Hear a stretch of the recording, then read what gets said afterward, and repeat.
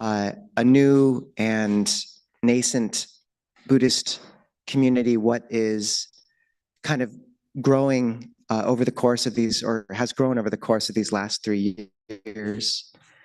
So 3 years ago, I came, and I think our first gathering in the park was just 4 people, maybe 5. And it's really amazing to see what's come since then. I think Ajahn Kovil will introduce the day, but just to say we are so grateful for everyone who's joined today and taken the time. So that's where we were coming from, and we'll have some of our board speak more about our vision. But we are hoping at some point to get a piece of land. We're forest monks, and we're kind of looking for a forest. And we're hoping for a place that is forested, but is also within 30 or 40 minutes, basically from here, so that it's accessible for people to come and visit, to come and do meditation with us and chanting, have ceremonies, and just spend time together. The course for the day, we'll start off with a guided meditation by Ayyā Suvijjāna, the second bhikshuni over there. Then Luang Por will give a Dhamma talk from 10 to 10:45. Then we'll have the meal offering. All the monastics will go and receive our food as our board talks a bit about our mission and our future. Then everyone here can have the meal together. Just a great time to share food. Big potluck, as you can see. Then we'll all gather again at 12:30 for the robe offering ceremony.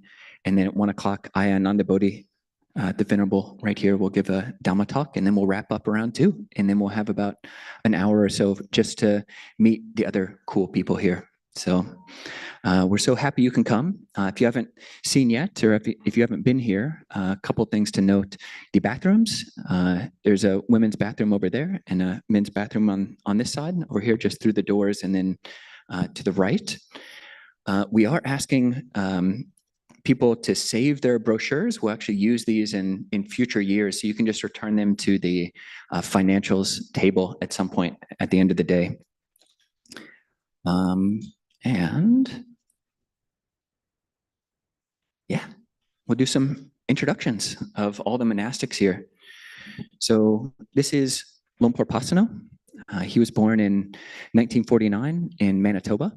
About 23 years later, he traveled across the ocean, the Atlantic, and then crossed through Europe and did a overland walk through Asia, through Greece and Turkey and Iran and Pakistan and Afghanistan, and down through Nepal and to India, and then hopped over to Thailand, where he eventually ordained at about age 24 and went to go study with Luang Por Chah. In his 9th year as a monk, he took on the responsibility of being the abbot of Wat Bananachat, the International Forest Monastery. And he was the abbot there for about 15 years. So that was in 1982 when he started that. So he's been a abbot, a senior monk for a long time, a guiding elder. 15 years after starting being the abbot there, he moved back to America to start Abhayagiri Forest Monastery. Within those first 15 years, he actually started a number of other monasteries in Thailand, Pujamkam and Dawdam, in remote areas of Thailand. Starting Abhayagiri with Ajahn Amaro in 1996, was there co-abbots with Ajahn Amaro for about 15 years. And then Ajahn Amaro left to go to Amaravati to take on the abbotship there. And Luang Por Pasanno has been the senior guiding monk there since that time, and relinquished his abbotship a few years ago. And now we have Ayyā Niyyānika as the senior monk. Yeah, one of the most significant events there, at least as far as I'm concerned, is that he ordained me, and that was great. So thank you, Luang Por Cup. Yeah. And next we have Ayyā Ānandabodhī, who we're so grateful who could come and visit us. Ayyā first encountered the Buddhist teachings as a young teen and was immediately moved by the insight in them. At 24, they went to Amaravati to begin training, and 17 years later, in 2009, came to the US, and in 2011 founded Aloka Vihara, or took full ordination and founded Aloka Vihara as well. And now Ayyā is up in Port Townsend, just about an hour and a few minutes away, and has begun a new vihara named Pārāyana Vihara, which is such a good name that we're a little bit jealous, actually. So, and it's about a year ago, I think it was, that I landed here, and it's just an immense blessing to have such a monastic so nearby. So thank you, Ayyā. And this is Ajahn Kai. Ajahn Kai, he's Thai. He ordained at with Ajahn Jandi at Wat Amphowan in Thailand, where some of you have been before. He's a great monk, good friend. He's been in robes now for 11 years. Yesterday, we asked him, someone asked him, what was the biggest cultural shock of coming to America? He's only been here now for just a couple months. And he said that here in America, the hardest part is that everyone expects you to have an opinion. So don't ask him for his opinion on anything. Okay, welcome, Ajahn. Yeah.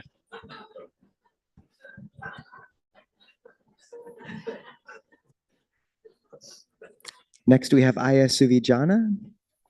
And Ayyā Suvijjāna first came to practice the Dhamma in 1976 with Zen. And then in 1998, encountered Vipassana and the Theravada tradition, and moved near Abhayagiri and became a disciple of the teachers there. And I believe in 2010, took full ordination at Dhammadharini. And since has been training there and then traveling. And just 3 months ago, landed back in the Northwest with us in Olympia, and with Ayyā Niyyānika starting Passaddhi Vihara, Tranquility Vihara. And yeah, once again, just pretty beautiful to see this constellation happening so nearby. So Ayyā, thank you for coming. And then just sitting to the left of Ayyā Suvijjāna is Ayyā Niyyānika. Ayyā Niyyānika had a really cool job before coming to Robes. They worked as an ontology consultant for building management and emergency response systems. So it sounds like basically just living in samsara, teaching people how to do that. That was in Minnesota, and they were attending and helping out with Common Grounds Meditation Center. Then in 2014, they moved to Dhammadharini Monastery to get their first level of training there for a few years. And then in 2019, moved to Aloka Vihara to continue their training. And right now, as Ajahn Nisabo said, that they're starting Passaddhi Vihara in Olympia. Then we have Seminary Junha, which means moonlight.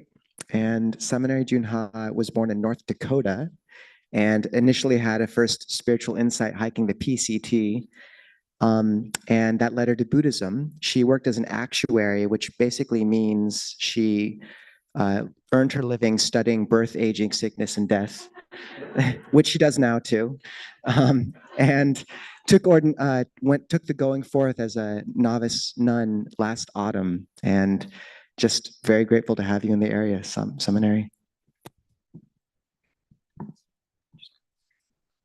No, you have to introduce me. I have to introduce you. Oh, okay. So this is Ajahn Nisabo. Yeah. That's good. Yeah. That's good. That's good. And this is Ajahn Kovilo. We first became close while walking Tudong. I think some of you know this, and camped out in a field of poison oak, and since then have grown only closer. And he just finished university studies down in California, and we get him for keeps as of 2 weeks ago, or 3 weeks ago, something like that. So just, it's a real blessing to have Ajahn Kovilo here, and very grateful, Ajahn, a good brother. Just a little bit more about Ajahn Nisabo. Yeah, great friends, and he ordained in Thailand at Wat Map Jam with Ajahn Anand, one of Luang Por Cha's main students, and yeah, has been back here in America for about 4 years, and yeah, started up this Clear Mountain project, just walking alms round and continuing that, and just trying to be monks together up here. So it's great to be able to have this form and be able to be here with all of you. So, and with that, we can transition over into our period of meditation. So would you be able to give this to Ayyā Suvijjāna?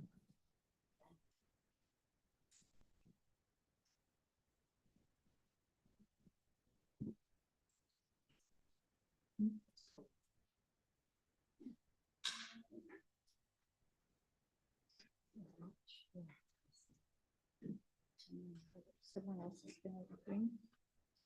Will you ring at the end? Will you ring at the end, or should I? They'll ring at the end.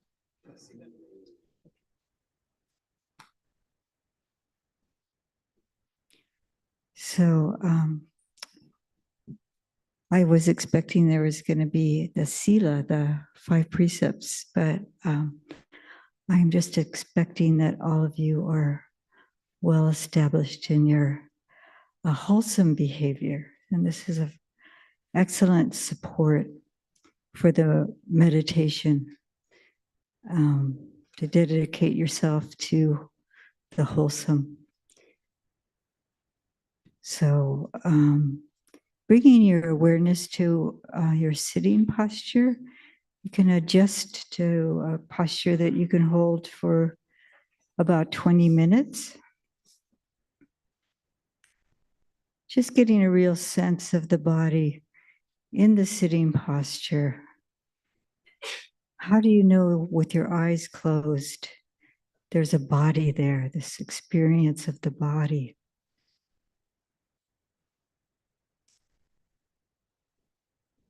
It's okay for the first few minutes just to adjust and just really settle into this bodily experience.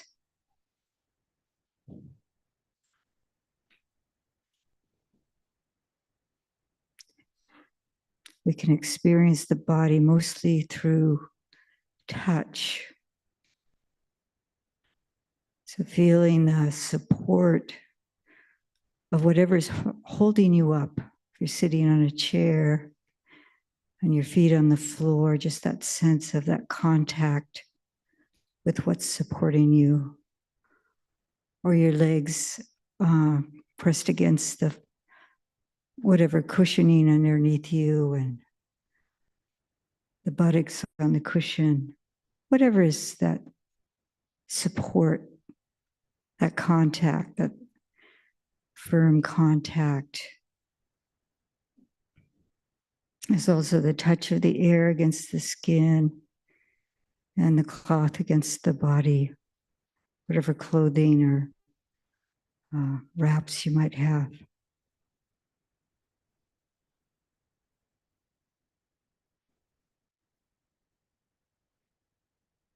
And then starting with the base of the body, whatever's supporting you again, feeling the feet in contact with whatever they're touching. And just gradually bringing the awareness up the body. If you notice any tension in the body, just gently invite the tension to release.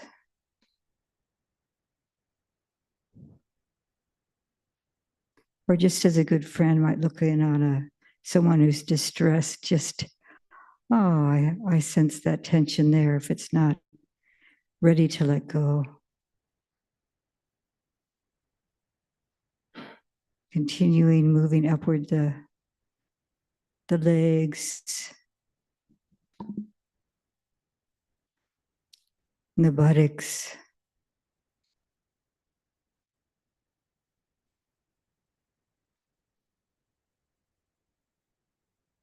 The low back and the abdomen.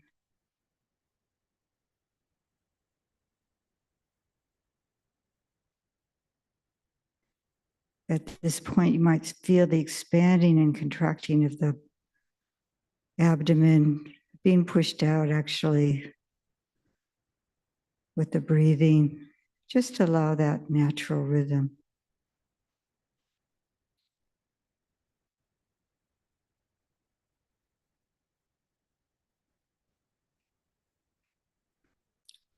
bringing the awareness upwards, the kind and gentle awareness upwards over the back, sides of the body, the chest.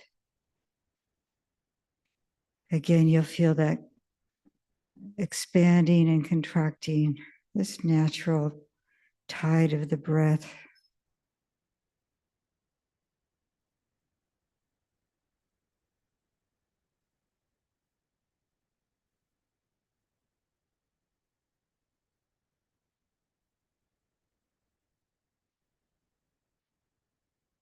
Up to the shoulders and then down over the arms.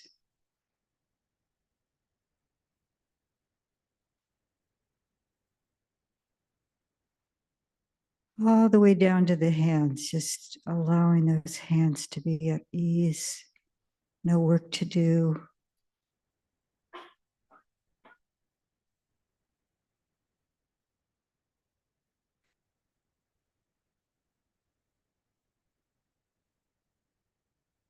And back up over the shoulders to the arms to the shoulders, excuse me.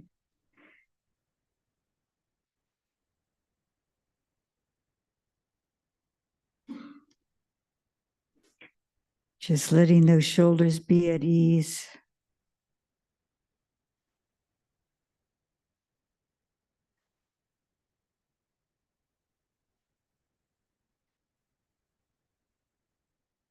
And the neck. Excuse me.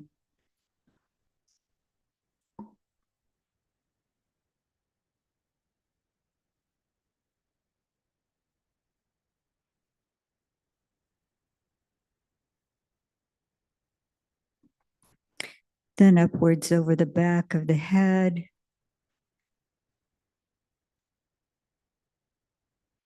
Sensing the top of the head.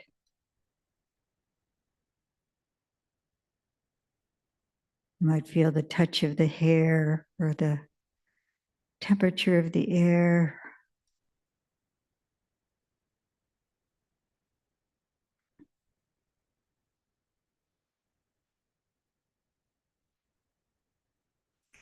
Then allowing the awareness to drift downwards over the forehead and around the eyes, just allowing everything to be at ease.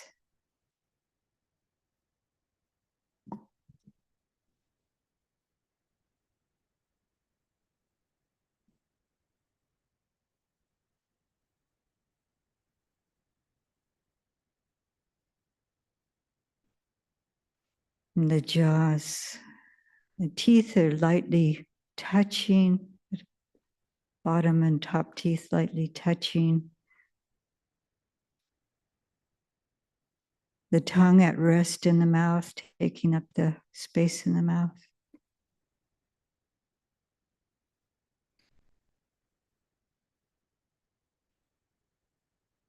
And you might notice the passage of air through the nostrils, down the back of the throat.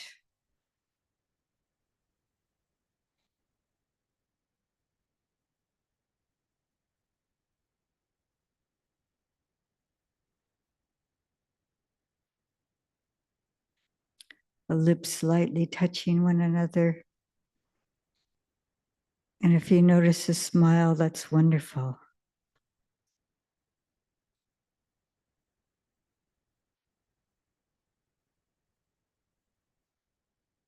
Setting the body at ease helps set the mind at ease.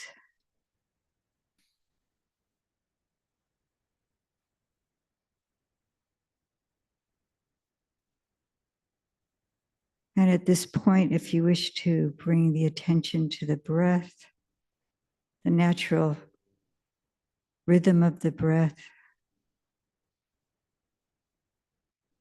you can choose that as an object of meditation, or you can continue to allow the awareness to drift downwards over the body again, continuing to scan in this way.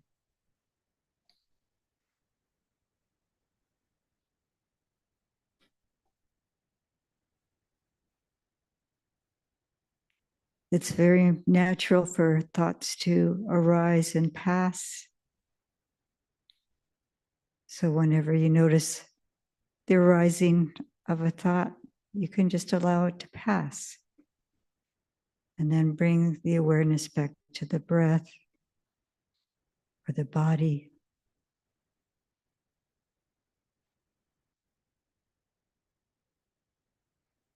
Just with utmost gentleness and kindness.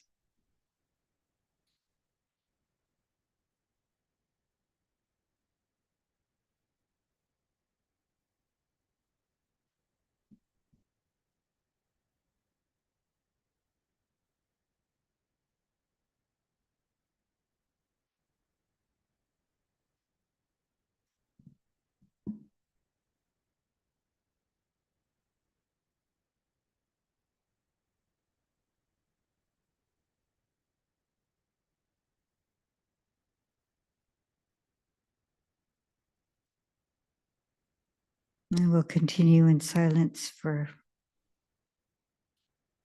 until the bell rings.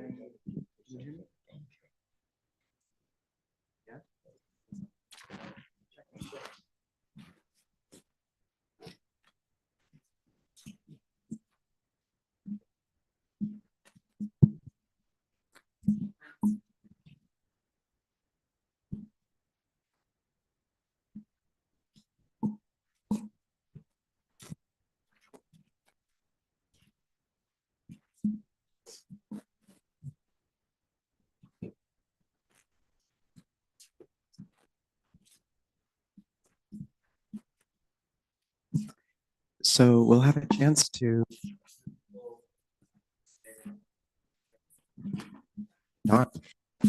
Checking. All right, there we go. Mark. Checking. That's good. Somewhat. A little buzzy. So we'll have the chance now for people to take the precepts and refuges if you want. There's no pressure. The Buddha talked about these as great gifts in Mahadana, in the sense of giving the gift of fearlessness to all those around you, and they're explained by him as the foundation of the human life. So Luang Por will give these, and if you wish to take them, you can. Just turn to page 2 of the pamphlet, and Mark will lead.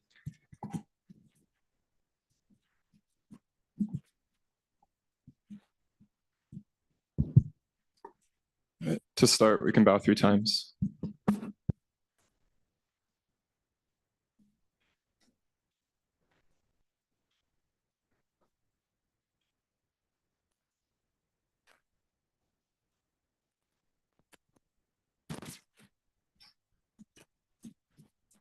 Mayang Bante Tisaranena Saha Pancha Silani Yachama Dutiyampi Mayang Bante Tisaranena Saha Pancha Silani Yachama Tatiyampi Mayang Bante Tisaranena Saha Pancha Silani Yachama.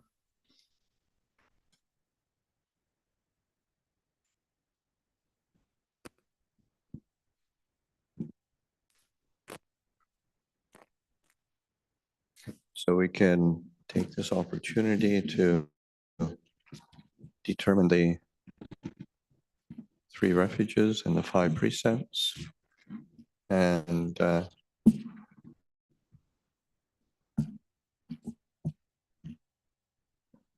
the Ajahn Nisabo said I can give them.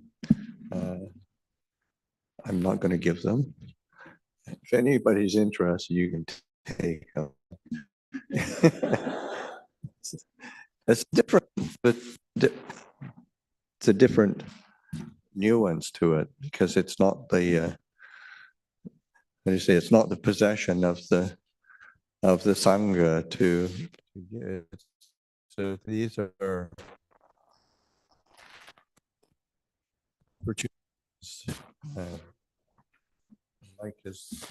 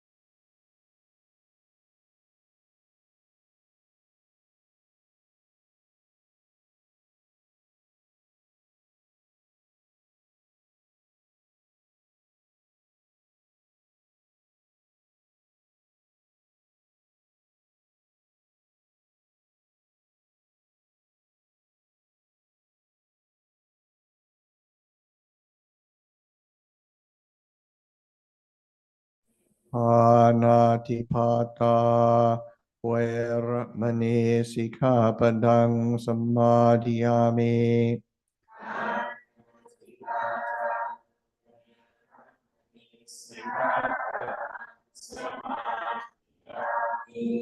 I undertake the precept to refrain from taking the life of any living creature.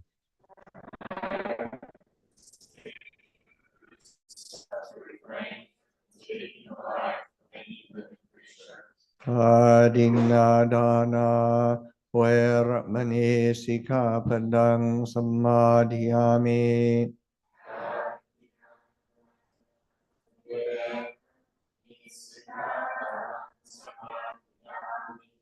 I undertake the precept to refrain from taking that which is not given. I undertake the precept to refrain from taking that which is not given. Kame sumichachara Veramani Sikkhapadang Samadhiyami.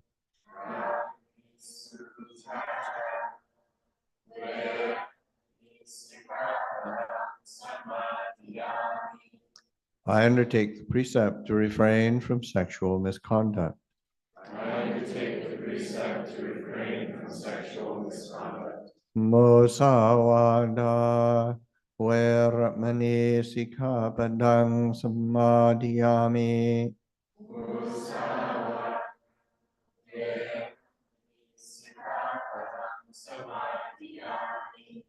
I undertake the precept to refrain from lying.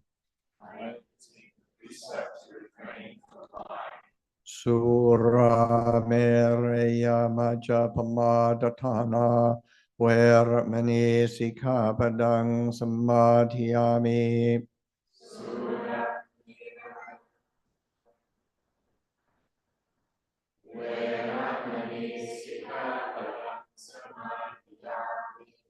I undertake the precept to refrain from consuming intoxicating drink and drugs which lead to carelessness.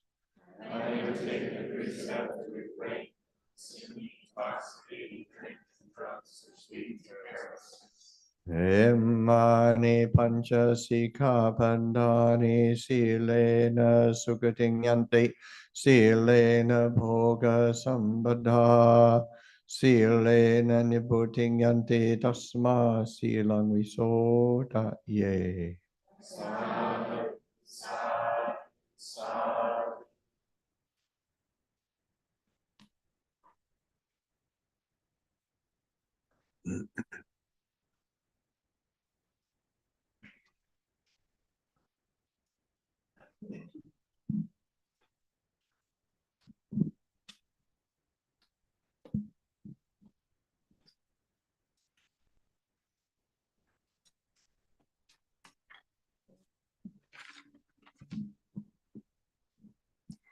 Brahma Jaloka Thipati Sahampati Kadanchalian Tiwarang Jaya Jatha Santi Kasata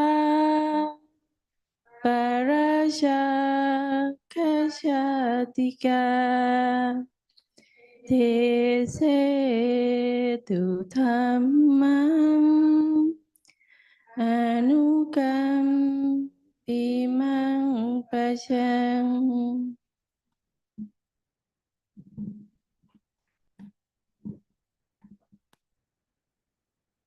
Namo tassa bhagavato arahato samma sambuddhassa. Namo tassa bhagavato arahato samma sambuddhassa. Namo tassa bhagavato arahato samma sambuddhassa. Buddhang Dhammang Sanghang Namasami.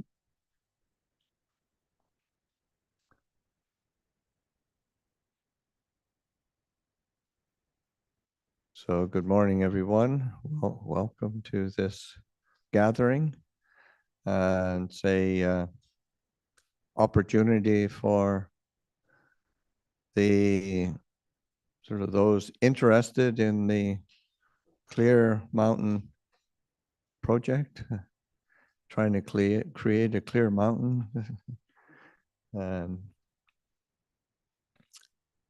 The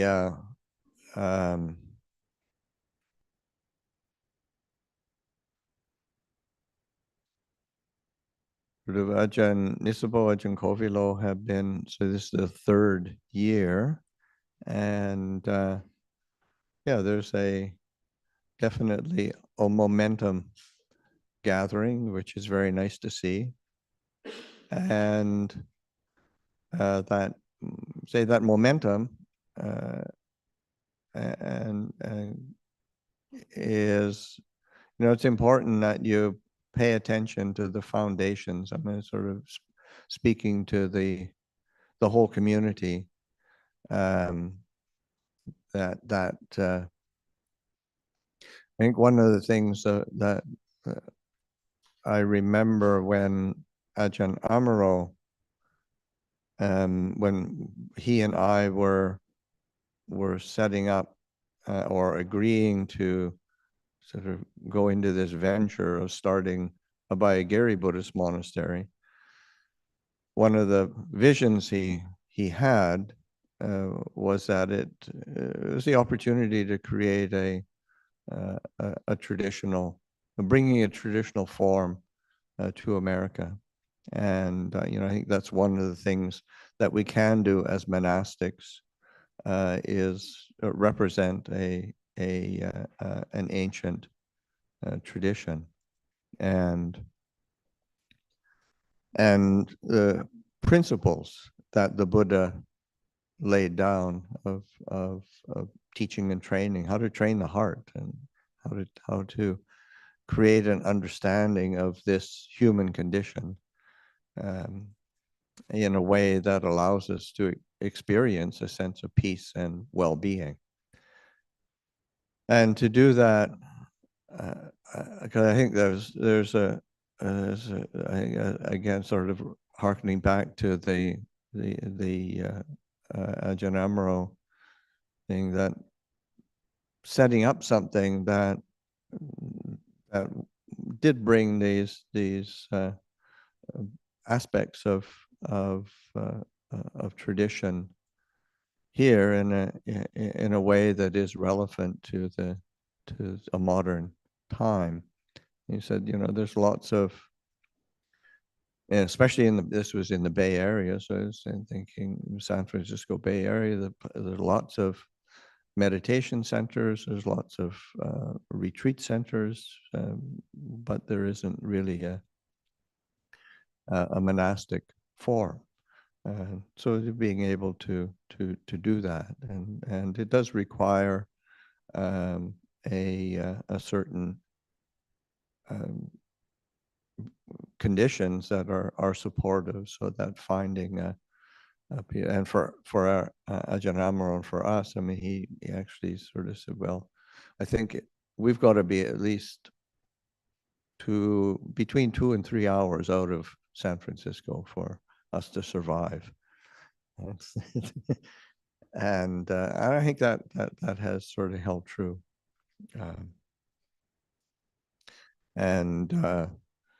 So that having a place that is a refuge, but it's not so far away. And I know that there's trying to find a suitable property that is within reasonable striking distance of Seattle, without getting too far away, not getting too close.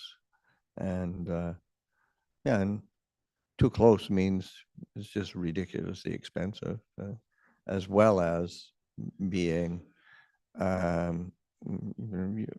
you want to have an environment that you can go into and actually let the city drop away behind you. And so there's lots of, and I think they've been, looking at all sorts of places and properties.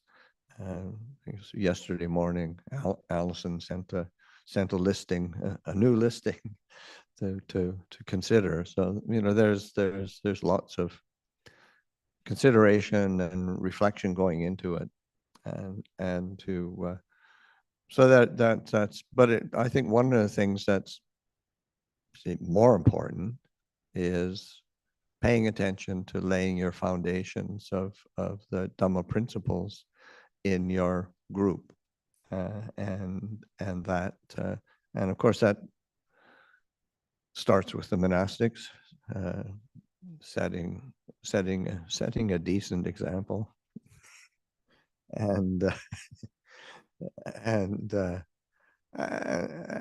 that, because you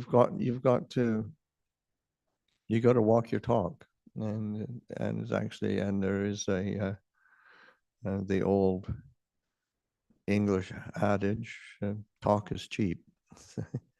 So it's important that they both for the, say, monastics and then the lay people who are drawing close, because there's inevitably there's people who really, are quite central. They say the board is very central, and then sort of concentric circles of involvement. So that being able to have that commitment to practice and training, and commitment to the Dhamma, it's really important. And of course, the foundations are refuges and precepts. And it seems like an innocent enough ceremony to start a day with, but once you start reflecting on it, you start realizing, oh, that's actually quite central to the whole endeavor of whether one is a layperson or a monastic. How do we live with a refuge and a foundation in virtue and integrity? And it's helpful to have these fundamental guiding principles to be a touchstone, and take them on, and taking it on as a training. This is on a certain level, there as say Americans, there's a fundamentalist streak in America that is can easily be translated into Buddhism as well, because it's it's trying to find things that are absolutely right and absolutely wrong, absolutely good, absolutely bad, and then rest content with that. But this is it's an ongoing reflection and training, an ongoing exploration of what is it that because the Buddha's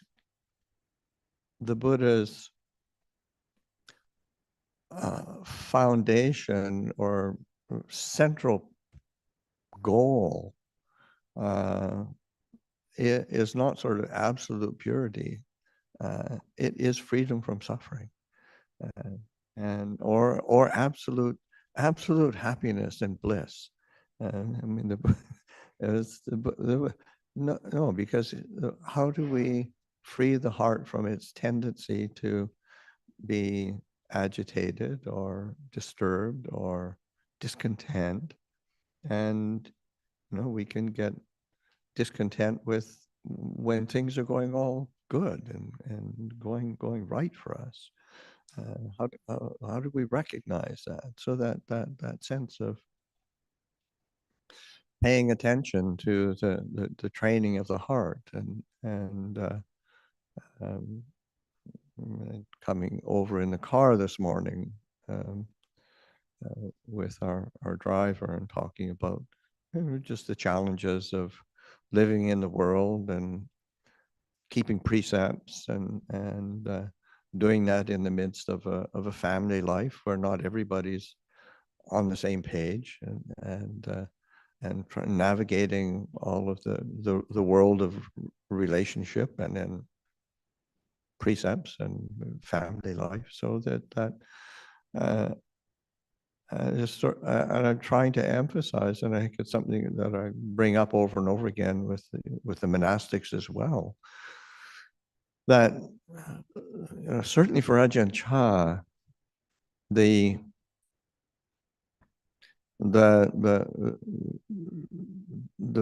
purpose of sila, of precepts, is much more for it's a reflective tool for understanding volition.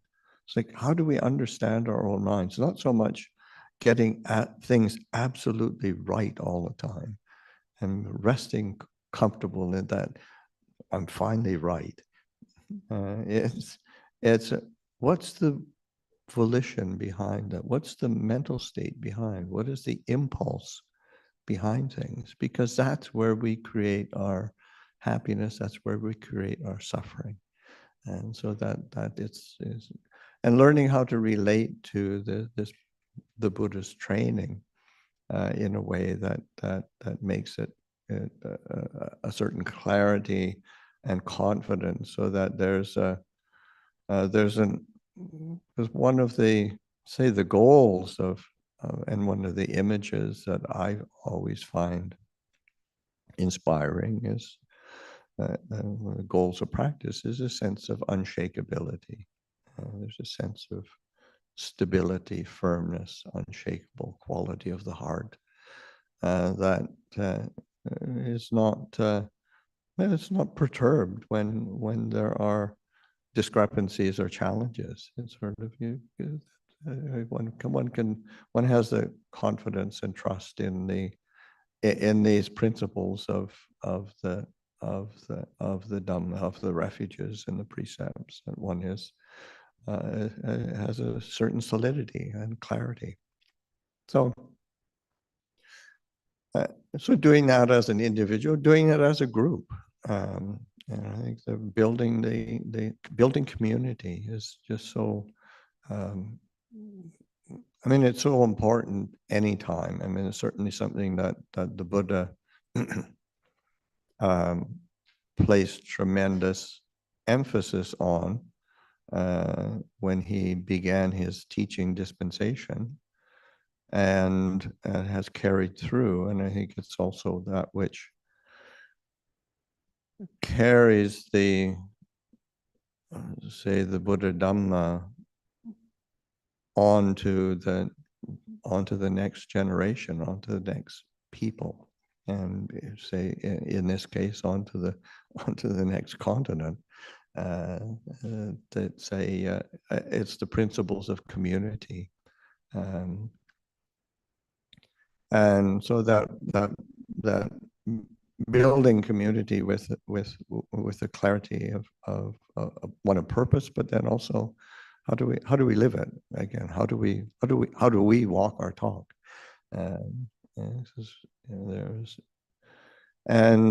One of the things that comes to mind is that, of course, in Buddhism, the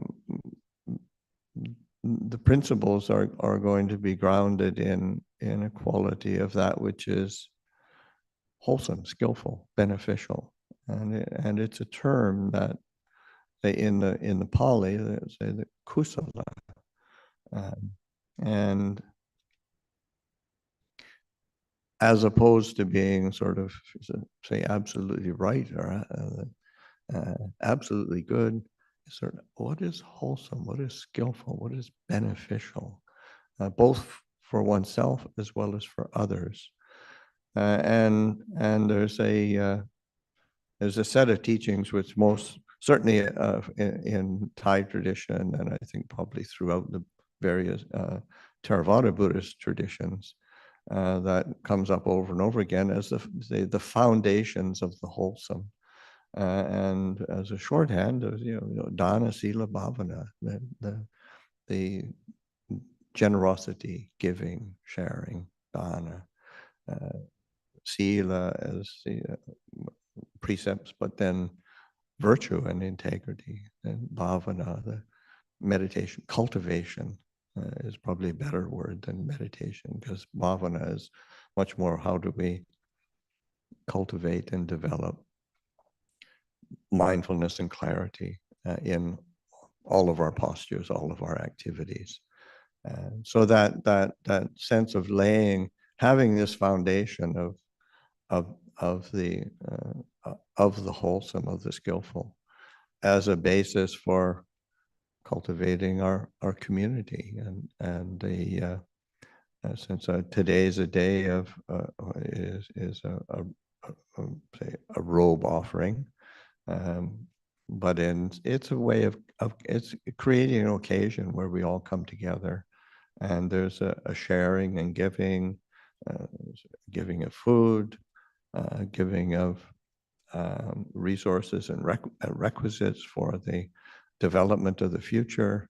So it's like a fundraising. So there's giving. But it's also important to reckon when we start talking about giving, that there is a sense of I mean, there's material giving, but then also acts of service, and just being able to help in different ways, and especially as we're building community, what are the different ways we can help? And again, I think Ajahn Nisabo and Ajahn Kovilo are encouraging people in really skillful ways in terms of creating involvement. And one of the things I just heard about being here is just there's like a gratitude coordinator, anyway, just calling up people and so thanking them for expressing gratitude. I mean, it's incredibly skillful. And so it's sort of, I was thinking, what do we do at Abhayagiri? I hope it doesn't go into a void completely. So it's that's a really skillful way of people acknowledging people's generosity, and makes it very meaningful to the people who have shared and give and shown their generosity, and then also for volunteers to help to kind of acknowledge that and solidify that. So it creates a community involvement, and so finding ways to do that, and so different acts of service. Like an event like this doesn't happen without a lot of volunteers helping to make it happen. And the cleanup after certainly doesn't happen without people helping out. So there's that sense of that is dana as well. I mean, it's not about the material giving. And it's also an aspect of dana is also again part of Abhayagiri. The word Abhaya literally means fearless, but it has a connotation of forgiveness as well. So that an aspect of dana is abhaya dana, the giving, being willing to forgive, being willing to give a sense of safety and security, because it's hard to feel ease and comfort around somebody who's holding a grudge. And it's hard for yourself to feel comfortable if it's like that. Nursing one's wrath is a primary feature. It might be very logical and justifiable in a rational way, but it doesn't brighten the heart and doesn't end suffering, that's for sure. So that sense of generosity in different ways, as I say, there is the material, and it's really important, and we wouldn't get to eat today if people weren't willing to bring food, and we wouldn't been able to eat yesterday or tomorrow for monastics, and I mean, yesterday we went. They took me to Pike Place. I've never been to Pike Place Market before, and I experienced it in a very different way than most people experience Pike Place. I mean, I went there as an alms mendicant and was sort of, I don't know how many times I had to empty the bowl because it was, so many people wanted to make offerings. Really, very inspiring. And then that was shared out to all sorts of different people. So it's something is the generosity keeps giving gifts,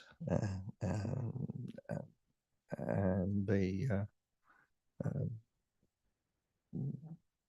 involvement and creating a field of goodness to be able to abide in. It's something that we all can participate in.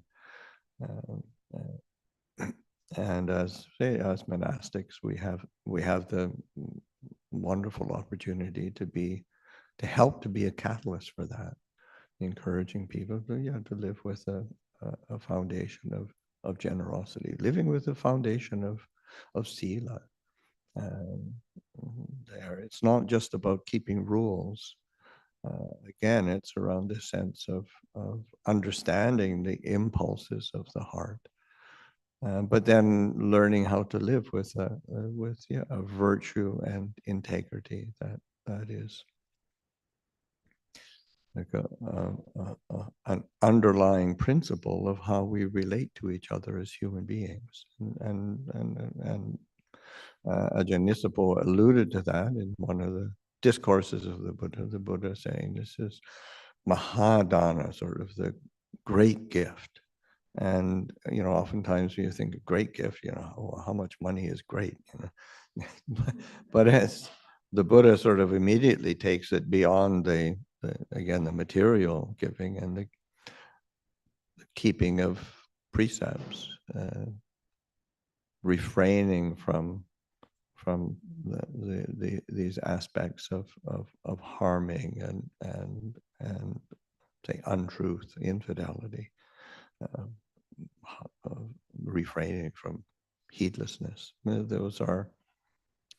That's a great gift because it gives the qualities of safety and security, and gives the feeling of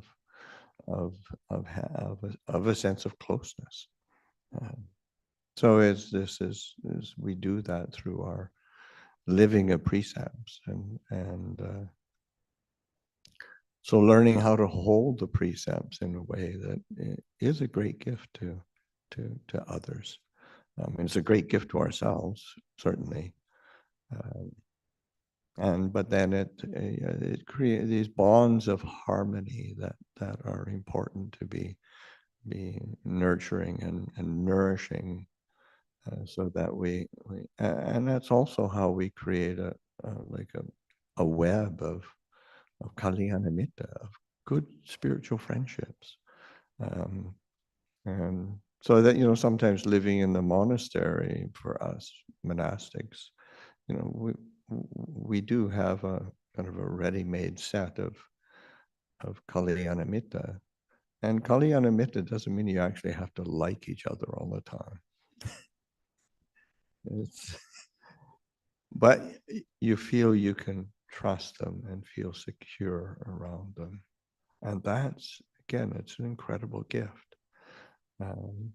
So that building our relationships on this sense of trust and virtue and integrity. So that building our community on that foundation of generosity, of integrity, and a commitment to training the heart, bhavana. There's the fundamental training is just acknowledging when it's okay to make mistakes. It's okay to mess up if you learn from it. It's when you just keep making the same old mistakes all the time, is you really undermine yourself, and people start avoiding you. But that willingness to learn is just so much a part of bhavana, taking an interest in the process of learning. And what can I learn from this situation? What can I learn from, say, a big gathering like today? What can I learn from my fellow human beings? What can I learn from stepping back and being in solitude? And the whole spectrum are opportunities for learning. And that is, bhavana literally means bringing into being. So bringing into being a sense of interest and curiosity about what's true, what's not true, what's beneficial, what's not beneficial, what leads to suffering, what leads out of suffering. I think that's the biggest sort of question to be asking, because that's what the Buddha is. Really pay attention. Dukkha and the ending of dukkha. And he says it over and over again through the sutta. I teach only two things: dukkha and the ending of dukkha. So they're taking an interest in that. Because we can have things figured out on a idealistic, rational level and still be miserable.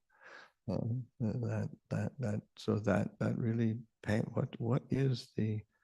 What's the source of dukkha? How do we be free from this dukkha?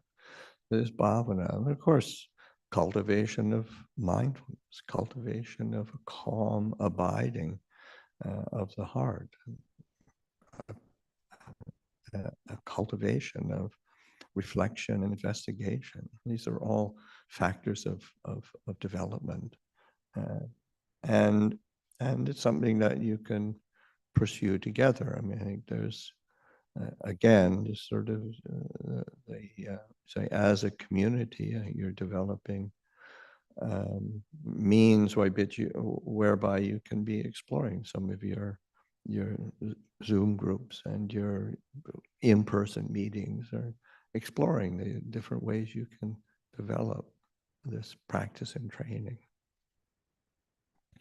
And I just encourage you all to not get locked into just I got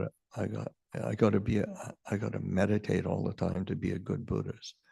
And just learn how to make your meditation something enjoyable, that you actually learn from and develop clarity and well-being from.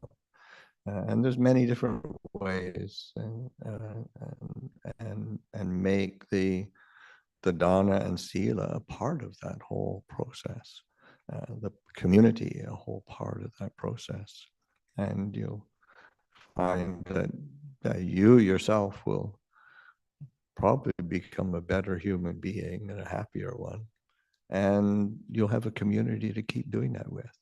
So I'll offer that for reflection today. หันธรรมยังธรรมคาถาสาธุการังคาถามาเซสาธุสาธุสาธุโมทามิ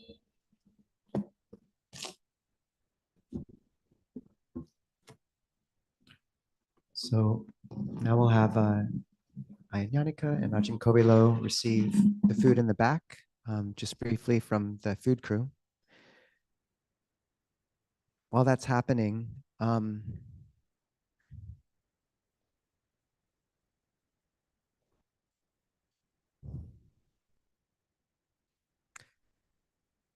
just to say that it's interesting when you hear a talk from a teacher which has given you so much, and sometimes there's a certain note that rings out in it.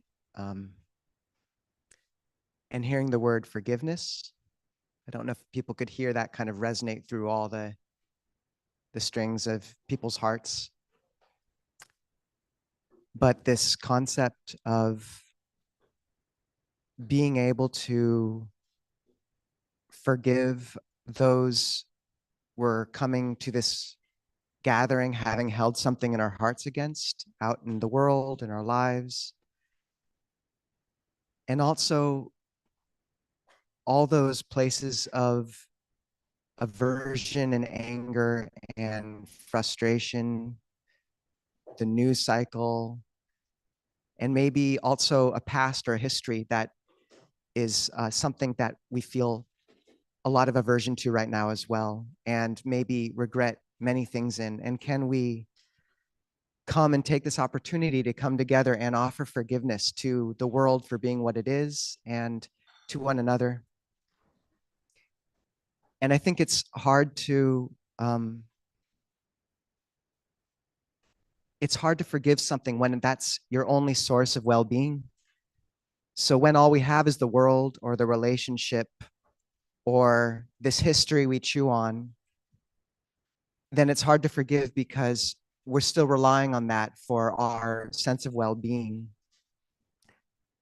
But what's, I think, very significant is when you've come to the Dhamma and when you've begun to touch this teaching, there's a sense that you have something else now. There's a different melody, there's a different refuge which you have. And no longer do you have to invest your heart completely in a world which is fragile and changeable and always on the brink of breaking. So I think most of us can remember our first time coming into contact with the Dhamma and that sense of recognition of profound and deep resonance when the Buddha inspires those he's teaching. They say it's wonderful, it's marvelous. It's as if what had been turned upside down has been turned upright. What has been covered has been uncovered, as if a lamp had been lit in a dark place. And the sense of recognition, hearing a note or a song which we have known deep down for maybe our whole lives or longed for. And Ajahn Jayasaro says that's what it was like to meet Luang Por Chah. It was like meeting the first normal person he'd ever met, normal in a whole different sense, as if every flower he'd seen before had been a fake flower, and suddenly he saw a real wildflower for the first time.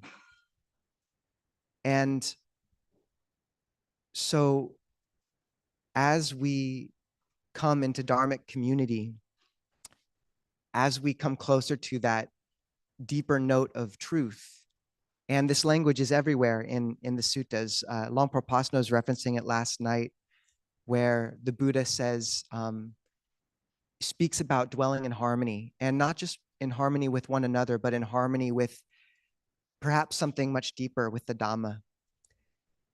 And I remember asking a Catholic nun I knew what had kept her in robes after so many years. And she said, after a while, the voice of God became the most important thing to her. And we don't have quite that language, but we do have this language of alignment with the Dhamma, of harmony with the Dhamma. And the thing is, that's a different song than you'll hear in the world. The Buddha says that the noble ones perceive as suffering what the world perceives as happiness, and the world perceives as suffering what the noble ones perceive as happiness. And this subtle and changing, this song, which maybe we've only begun to hear through the static of the world, it's such a precious thing.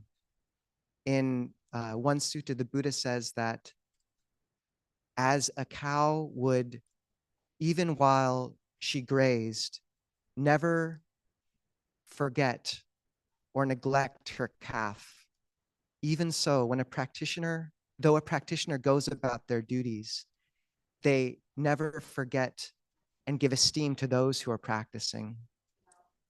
So the sense of like, as we all go about our lives as you do your duties to your job, to your family, not forgetting and holding in your heart like a mother would her child, like a cow would her calf, this precious thing you found, which is delicate and is embodied in this community.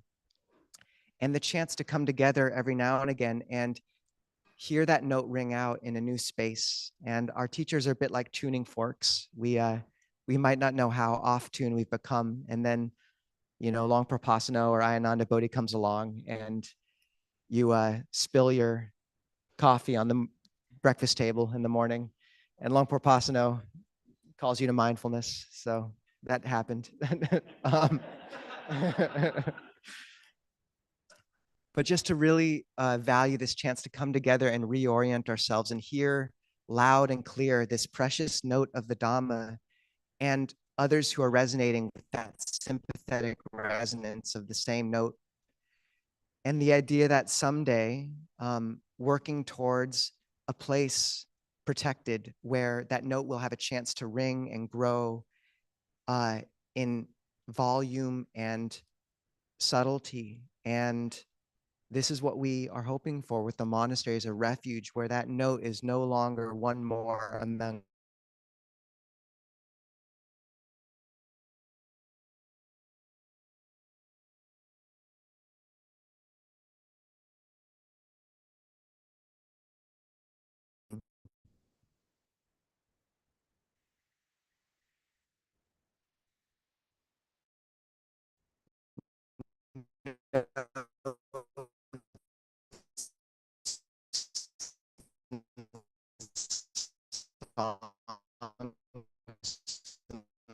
but is allowed a place. It's in the scope of samsara, the chance to be a part of building a refuge like this. Like what a gift. And so just really rejoicing in that. And in terms of seeing that deeper note, to acknowledge one more, which is the female voices, our sisters that have been largely absent for so long from it, to see them coming together and see that essential part of the song kind of rising in volume and harmony as well is such a gift. So just saying we're so grateful to see this gathering as always, and see this kind of gathering song. And yeah, now we'll eat food together, I suppose. But before that, we want to introduce the Friends of Clear Mountain Board. And that's Steve Wilhelm, our Vice President, Kim Toole Esterbrook, our President. I don't know where they are. You can come up. We'll have you speak. Oh, you're hiding. Good. No, you're not hiding. You're right there. Allison, our Treasurer, and Dave, our Secretary. And they'll speak briefly about the vision of Clear Mountain as the monastics go take their food, and afterwards we'll give a blessing. We could also give a blessing now. We'll give a blessing now.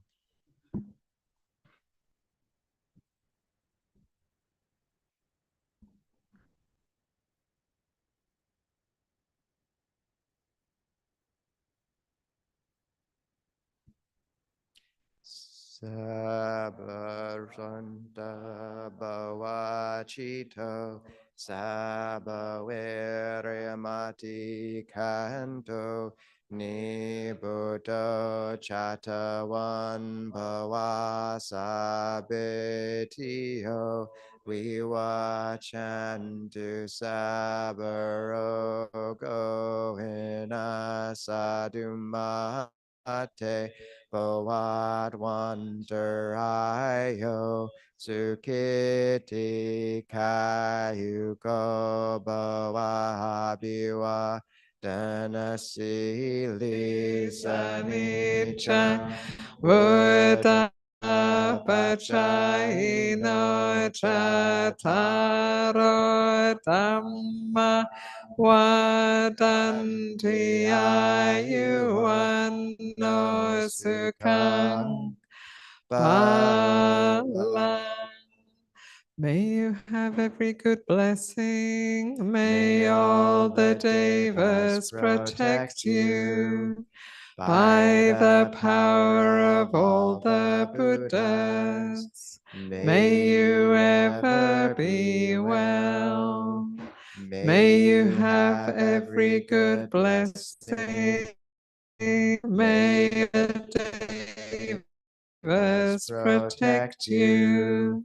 By the power of all the Dhamma, may you ever be well. May you have every good blessing. May all the devas protect you.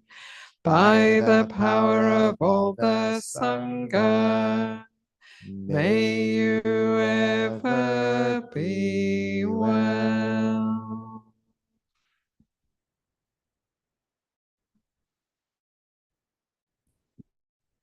So the monastics will take food now, and the lay board will speak about the vision of Clear Mountain. We'll go to Tent City in the back, but make sure you check in on your dish after and don't leave it here without first making sure it's something that Tent City can receive, and you can talk to Juanita about that.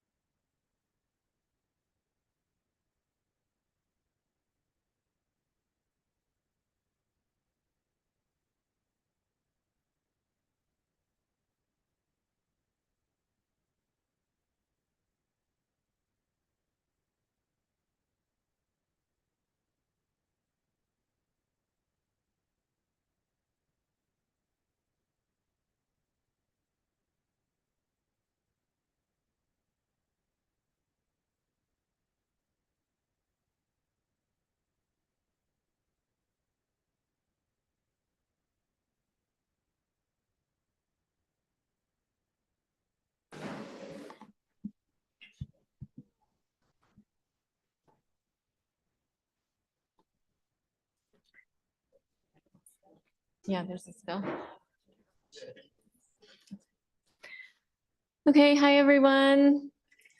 It's nice to be with all of you. For those of you whom I don't know, my name is Kim. I have the great privilege of serving as president of Friends of Clear Mountain Board. And I get the privilege I guess it's been twice now, and at other occasions, of speaking about the growth of the community and specifically what the community has meant to myself and to others.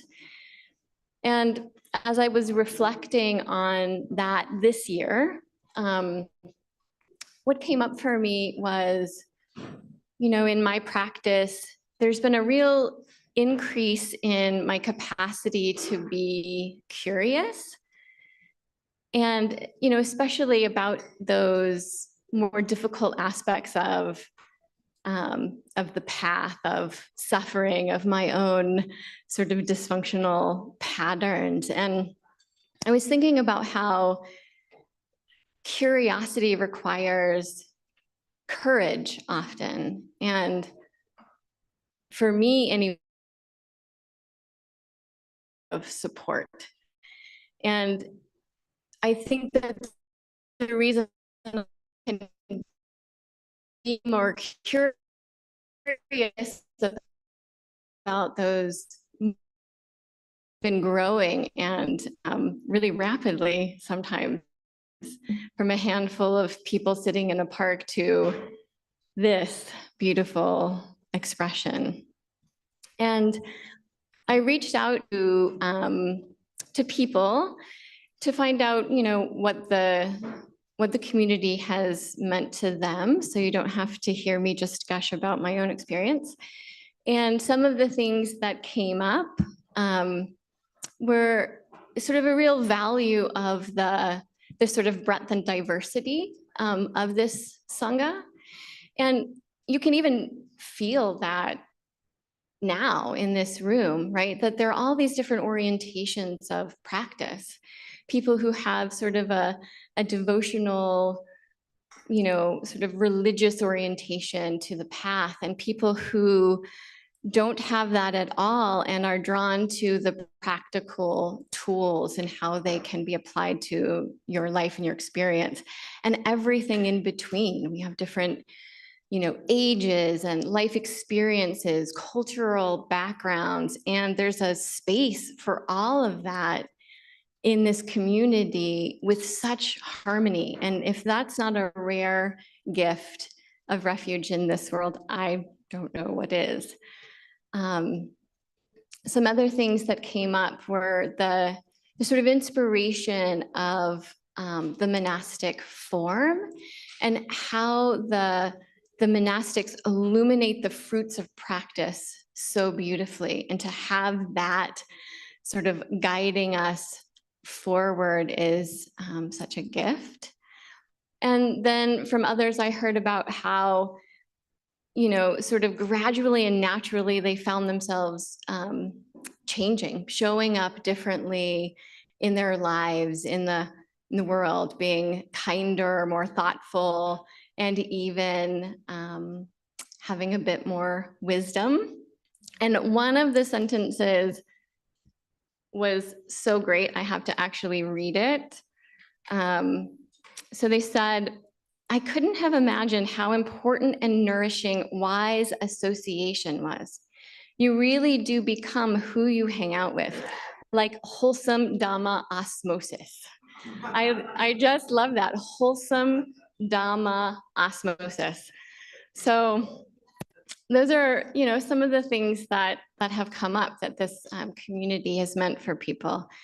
This just beautiful foundation of support that is springing up and making the path so much easier to explore with so much more depth. So thank you so wholeheartedly for the part that you play in making that web of foundation strong and vibrant, and making me feel really confident in it. So thank you so much.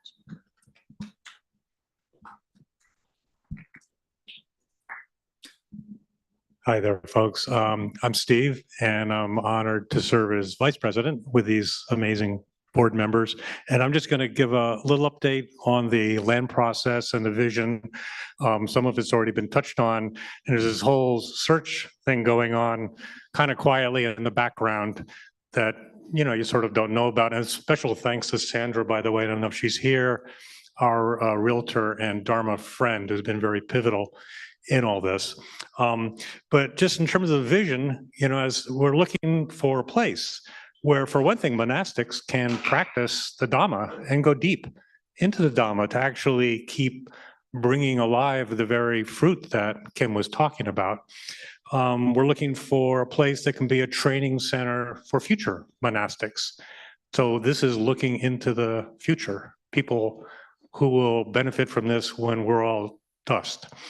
And we're looking for a place where lay people can go to practice, where it can support their journey and where they can make offerings and find a refuge. And I'm looking at my phone because I can't remember things like this unless I write it down. So the criteria is something like 30 minutes from here. This is sort of the epicenter we're working on, top of Capitol Hill. And to make it easy, and as Ayyā Ānandabodhī was saying, most of the monasteries in the West Coast, they're 2 hours away. So you can't go, you got to plan ahead. You can't just go there. You can't go there for the evening and come back. So we're really, really trying hard to be, this would all be, if it was 2 hours away, it'd be easy. In close is not easy, but we're really working on that. And I really got to hand it to the monastics' vision. They've really been holding to that. It needs to be a largely forested site because in Thai forest tradition, the harmony between nature and practice is way down in the roots of what it is. So we're looking for a healthy, vibrant ecology to resonate with. Looking for maybe 20 acres of land to be room for a central building structure with a hall and a reception place and things like that, and then scattered kutis where people can practice. And the key thing is to be access for alms round so that the monks can go out every day and get their food in a traditional way, which Pacific Hermitage down in the Columbia River does manage to do. But at Abhayagiri, they can't. You know, they do this, they drive off once in a while, but they can't just go walking. So we're trying to make that happen too. So putting all that together is not easy. In terms of where we're at, we've been looking at several sites, and we're kind of focusing a little bit to the southeast of Seattle in the Cougar Mountain area. There's been different possibilities, all in process, not going to get real specific. And monastics and the Vinaya rules, they can't actually fundraise. But, and we're constrained also in that area, but people have been generous. And I think we'll be hearing more about that. So we sort of have in the order of $1 million right now in cash and pledges. So we're getting there. But this is a long journey. I talked to Ajahn Ritti yesterday at a Tama Monastery in Woodinville. He said their temple cost $2.3 million to build, just the temple, and took 9 years in terms of permitting and process and everything. So it's a long journey.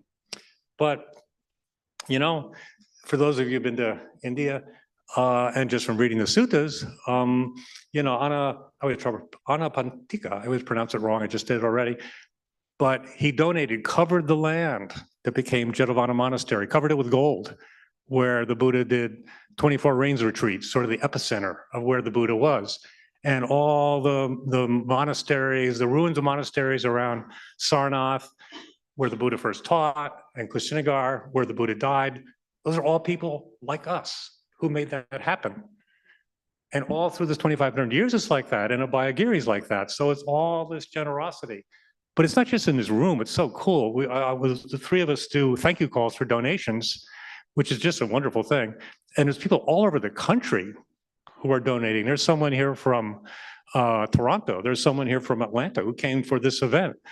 I talked to this Sri Lankan lady in Nova Scotia who donates, and a ton of people from Thailand donated when Ajahn Jayasaro was here. So there's a big circle making this happen. So we just hold the vision.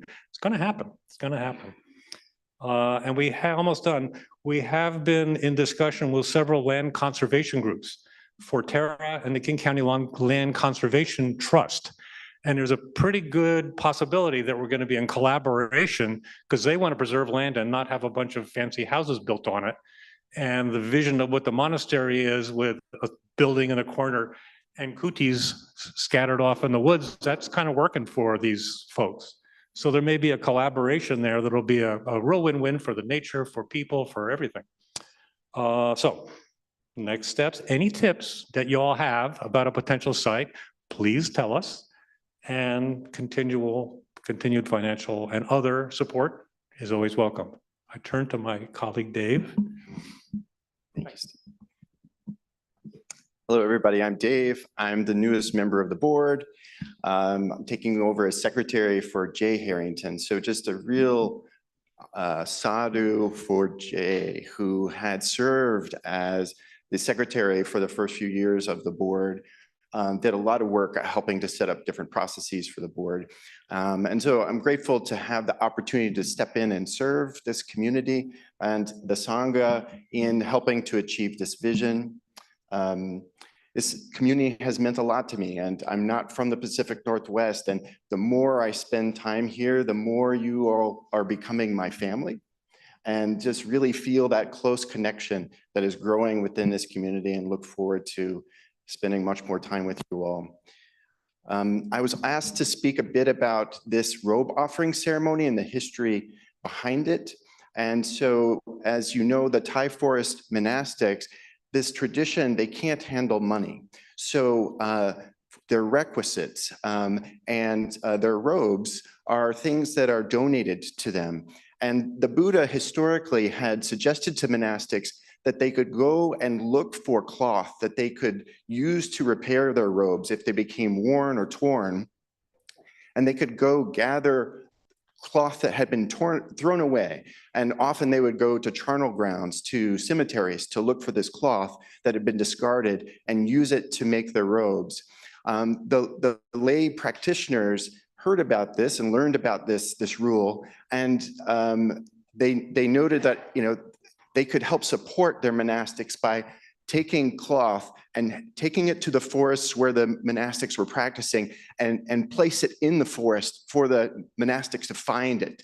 So they would actually find this cloth that had been discarded and could use it for the robes. And this slowly transformed over time into this ceremony to offer to the monastics the requisites that they need, such as their robes.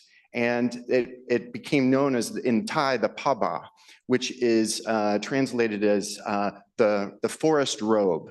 And so this ceremony helps to support the monastics with the requisites, but also helps to support special projects like the development of the monastery here, which we're trying to do. And so just a lot of gratitude for the history of the tradition of supporting monastics in this way, the way in which this binds. The Buddha was very brilliant in helping to bind monastics and lay practitioners together through this this donation process and the way in which we're supporting the monastics. And so a many thanks to all of you who are supporting this community, both through your service and then also financially. And thank you for this opportunity to serve.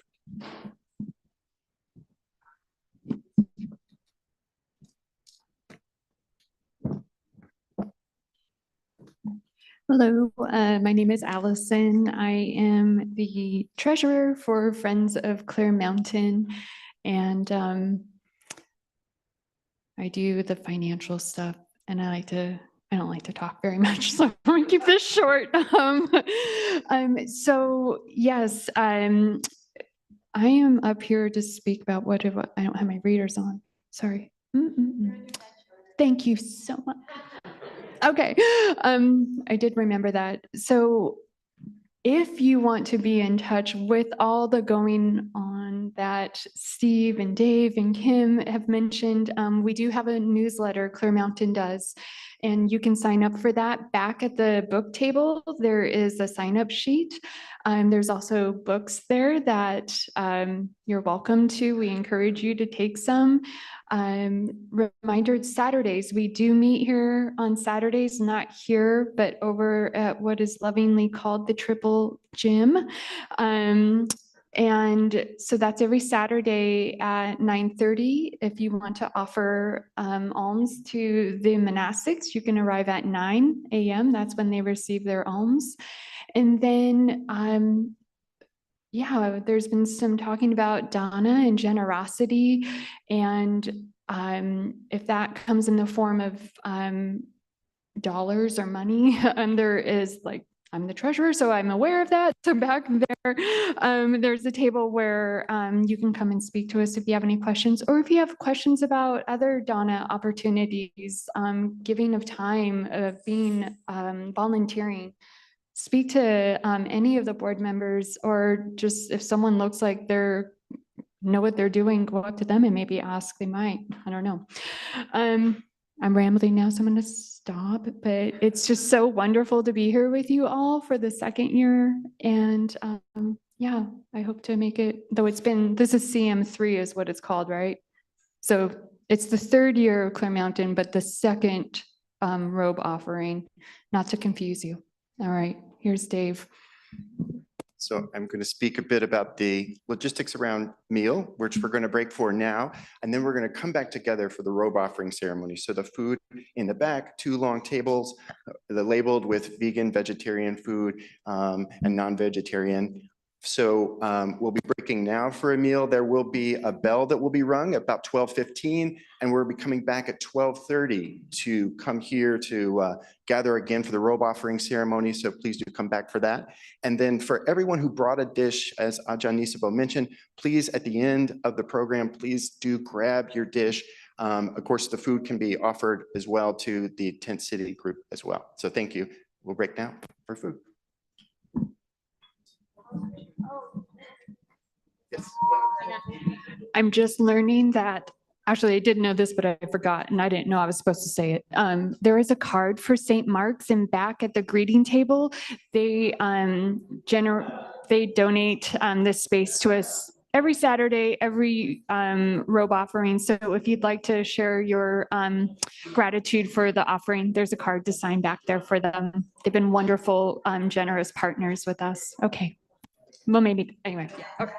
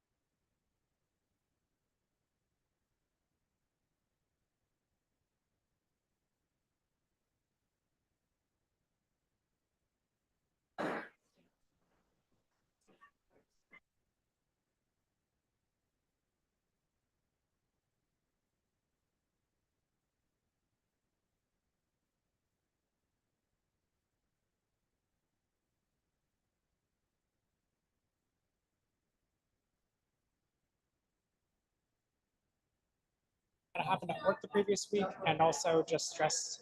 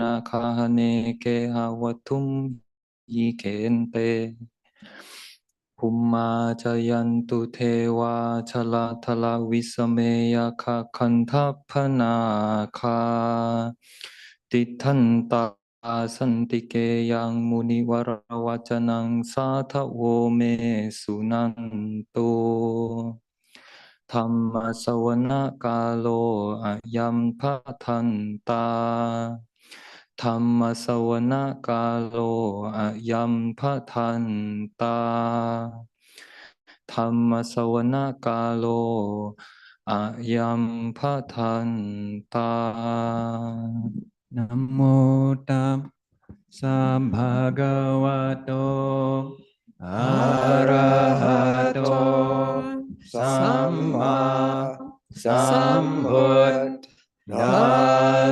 Namo Tassa Bhagavato Arahato Samma Sambuddhassa Namo Tassa Bhagavato Arahato Samma Sambuddhassa Buddhaṃ Saraṇaṃ Gacchāmi Dhammaṃ Saraṇaṃ Gacchāmi Saṅghāṃ Saraṇaṃ Gacchāmi Dutiyampi Buddhaṃ Saraṇaṃ Gacchāmi Dutiyampi Dhammaṃ Saraṇaṃ Gacchāmi Dutiyampi Saṅghāṃ Saraṇaṃ Gacchāmi Tatiyampi Buddhaṃ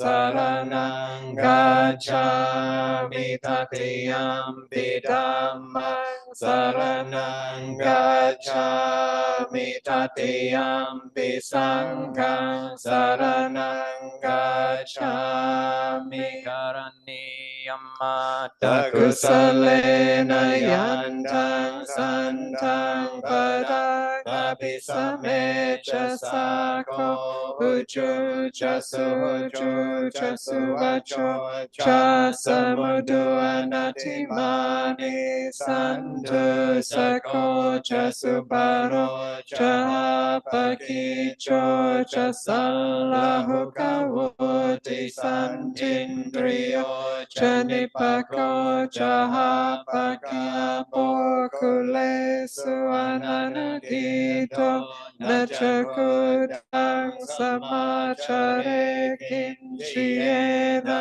Vinyu Pareyo Pavateyo Sukino Wakemino Hontu Sabe Sata Bhavantu Sukitata Yeke Chipana Bhuta Tita Sawa Tavarawa Navasesa Digawaye Mahantawa Majimara Sakanukatula Titawaye Chahadita Ye Chature Vasanti Aviture Buddha Sambhave Siva Sape Sata Bhavantu Sukitata Naparo Paraniko Betanati Manyeta Kata Chinangin Shibyaro Sana Patika Sanyanan Yamanya Sadukami Jaya Mataya Tadiyang Putang Ayusahe Kaputa Manurake Evam Pisabhabhute Sumana Sambhavaye Aparimanang Metancha Sabalokasmi Mana Sambhavaye Aparimanang Udangato Chatiriyanja Asampadang Averang Asapatang Titan Charang Nisinowa Sayanowa Yavata Savigatamito Etang Sating Aditeya Brahma Meta Viharang Itamahuditin Cha Anupakamma Silawa Tasanena Sampano Game Suvinaya Gedang Nahi Jatu Kavasayang Punare ติปิโสภะคะวา อะระหังสัมมาสัมพุทโธวิชชาจารณะสัมปันโนสุขโตโลกวิทูอนุตตโรปุริสธัมมัสสารติสัทธาเทวมนุสสานังพุทโธ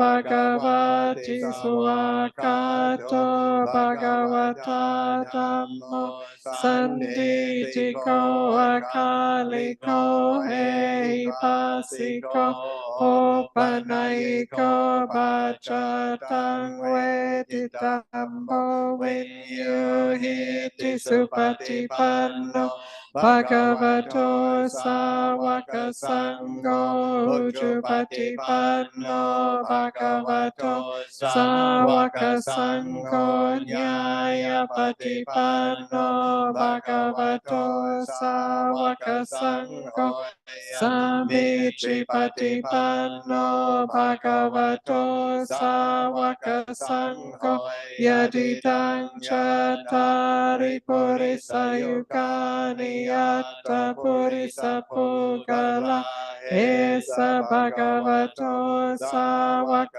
สังโฆอาหุเนยโยภาหุเนยโยตากิเนยโยอัญจลิกรณีโยอนุตตรังปุญญาเขตังโลกัสสัตถิ มหาการุณิโก นาโทหิทายาสัพพานินังปุริตวาปารมิสัพพะโตสัมโพธิมุตตมังเอเทนะสัจจวาเจนะโหตุเตจยมังกลังจยันโตโพธิยาโมเลสักยานังนันติวาดโนเอวังตวังวิจัยโยโหหิจายาสุจายามังกะเลอป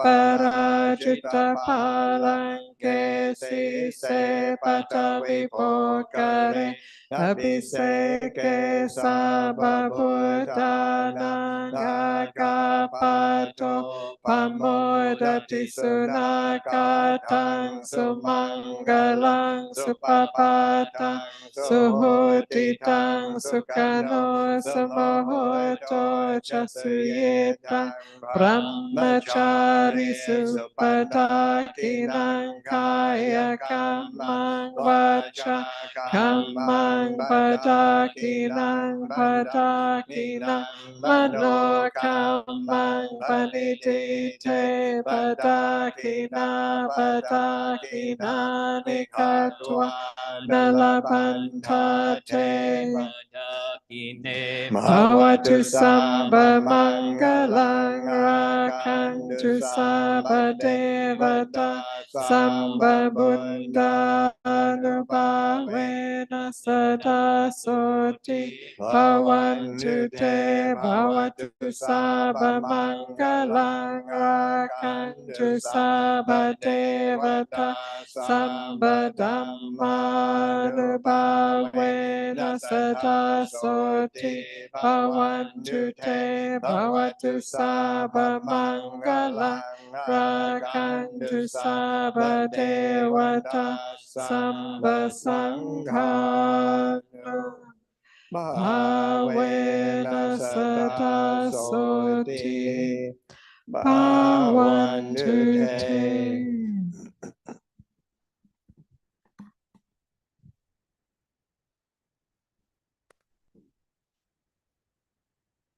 So after those traditional verses of blessing and protection, we'll have the ceremony where the lay community has a chance to offer whatever gifts kind of come from the heart to the monastic sangha. And how we'll do this is on page 4 of the little pamphlets, you'll find an almsgiving chant where people can follow along as Mark will lead the Pali and then the English. So will we do repeat after or just all together? What's the best way? All together? So Mark will begin and just try to keep up with the Pali and then the English. And then for those who speak Thai, Lek will do the Thai invitation for the monastics to receive the gifts of the faithful. And after that, Lek will offer a symbolic robe in honor of kind of this tradition as it's come down to us through the ages. And then anyone who wants to can at that point come up and offer any sort of gift that they would like to the Sangha. And after that, we will have Allison come up and sort of announce the full amount that was given to Clear Mountain in this time after Luang Por gives a blessing. So Mark, we'll need a mic for him.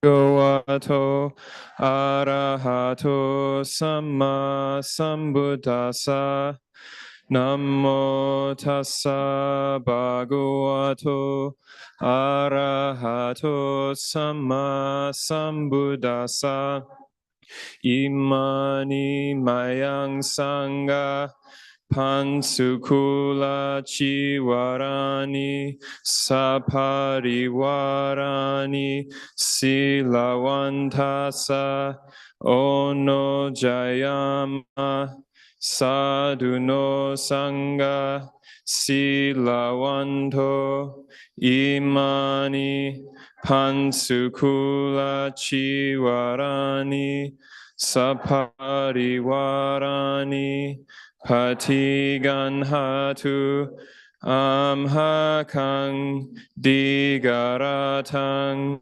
hitaya sukhaya. We present these cast-off cloths of ours, together with their accompanying articles to the venerables. May the venerables accept these cast-off cloths, together with their accompanying articles for our long-term welfare and happiness.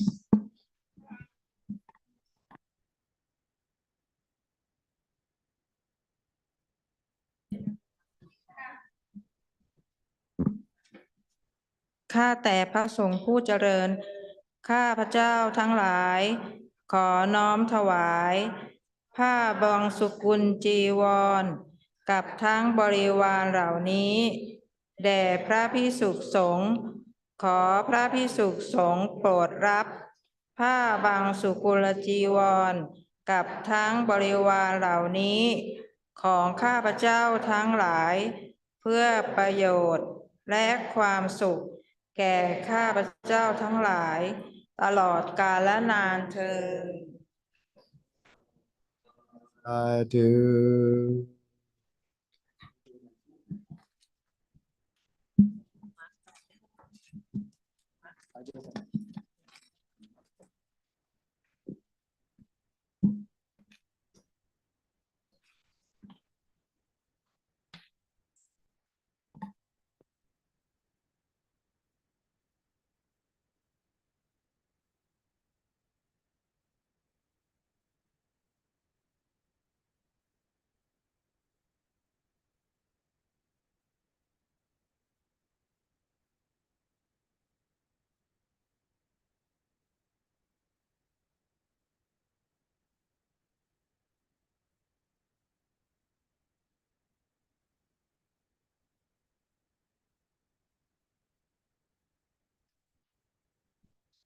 So now people can offer anything else that from the representatives who got gifts for the visiting monastics. And if anyone else has things to offer, they're welcome to come up now as well.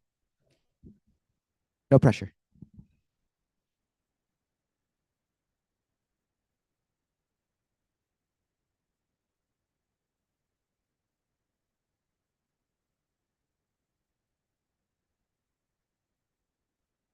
Bonnie Bonnie helped wrap these and asked how restrained she should be with the gift bags. And I said, go wild, and she did. So.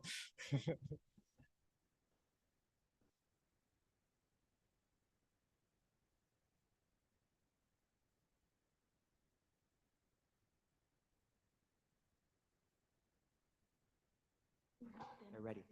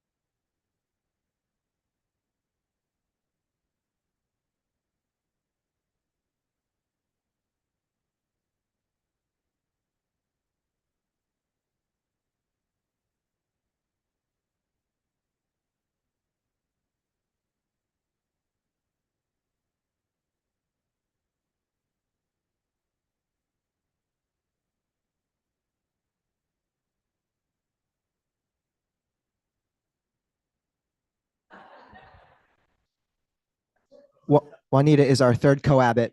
So.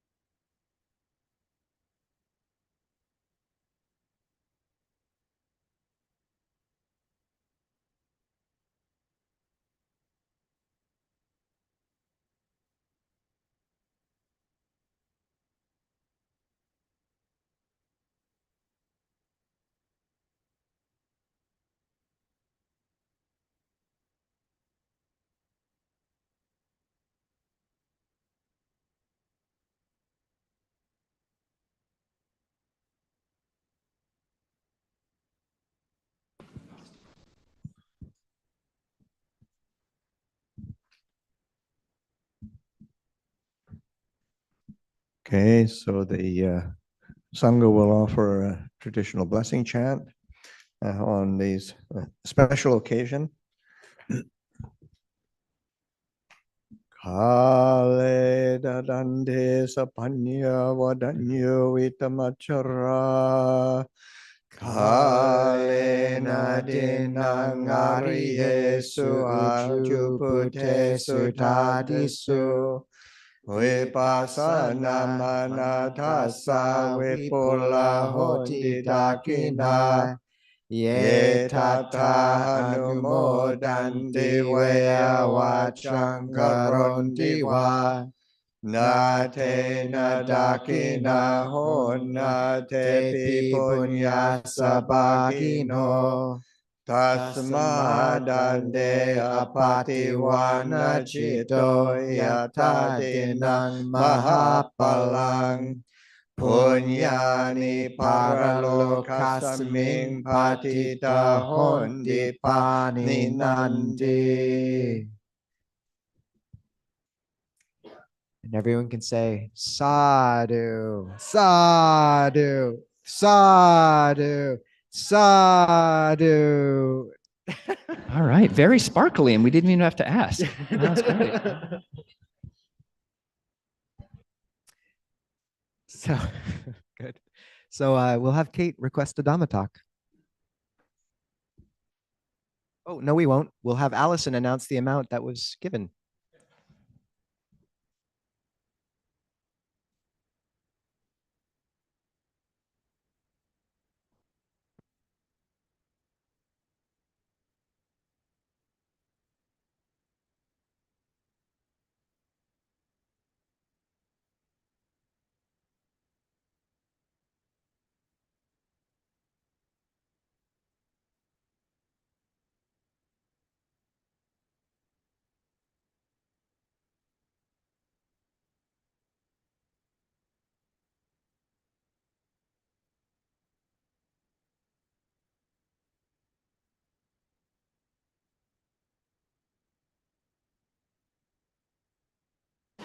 I don't know if I'm going to be asked next year. I keep messing up, but there's no right way. So yes, beautiful generosity that has come today, and even leading up to today, we have raised, and I'll hold it up high, Juanita, you won't have to remind me, $20,148.14.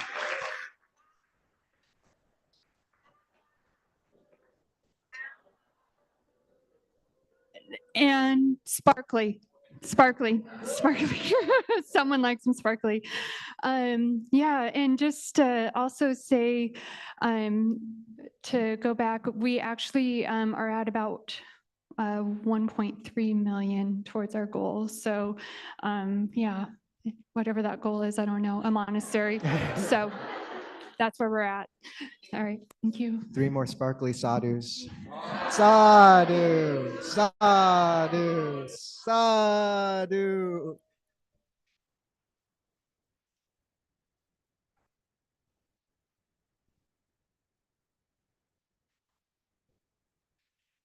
Okay. To Kate will be good. So just really rejoicing in that generosity. It's astounding to see everyone come together and give themselves to something so meaningful. So we'll have the end of the afternoon with some more Dhamma teachings together, and Kate will request that. But just really celebrating everyone who gave today.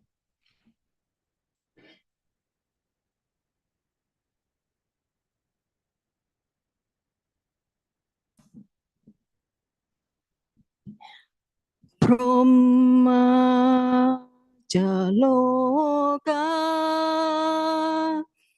Tipadi Sahampati Kad Anjali An Tiwarang Ayajatha Santi Thasatta Parashana Shatika Tese Tu Dhammang Anukampimang Pashang.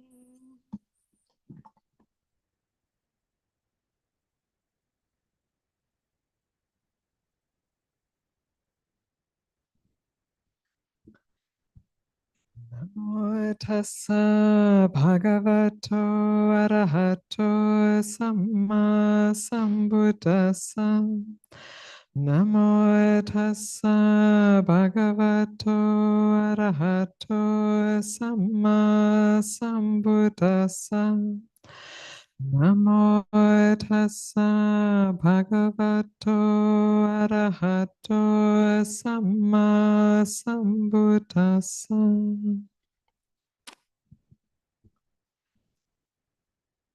Wow.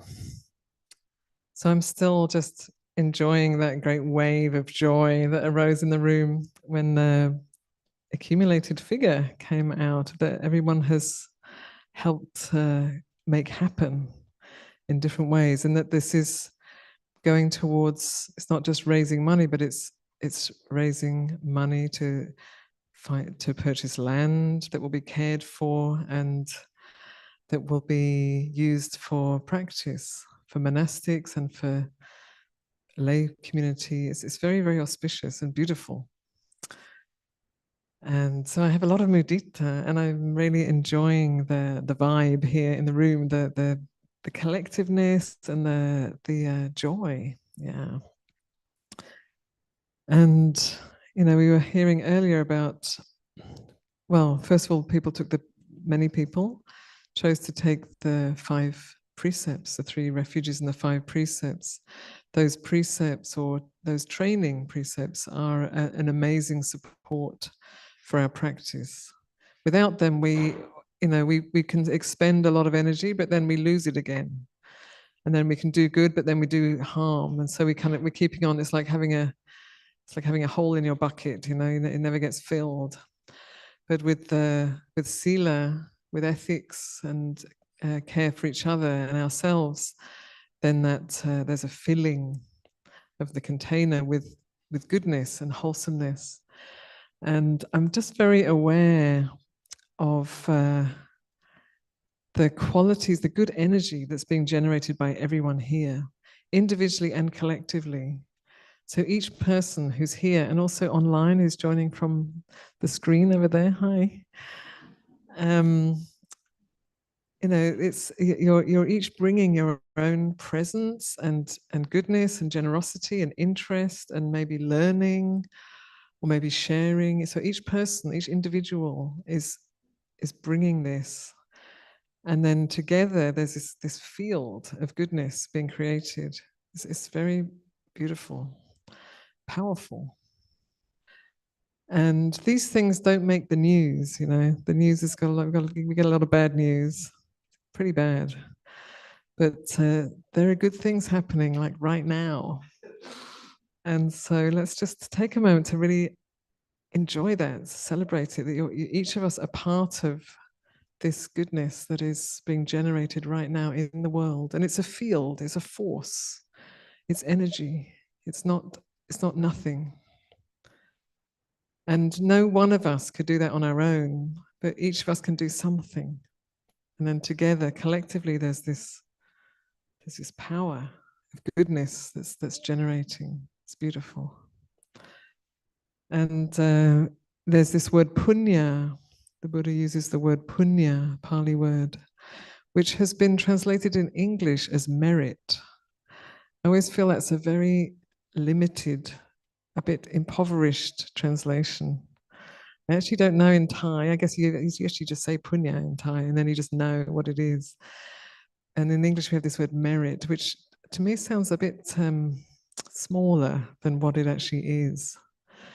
So I just want to explore that quality of punya a little bit with you. And it's an energy, a good energy, just as we're experiencing today, that arises through good action.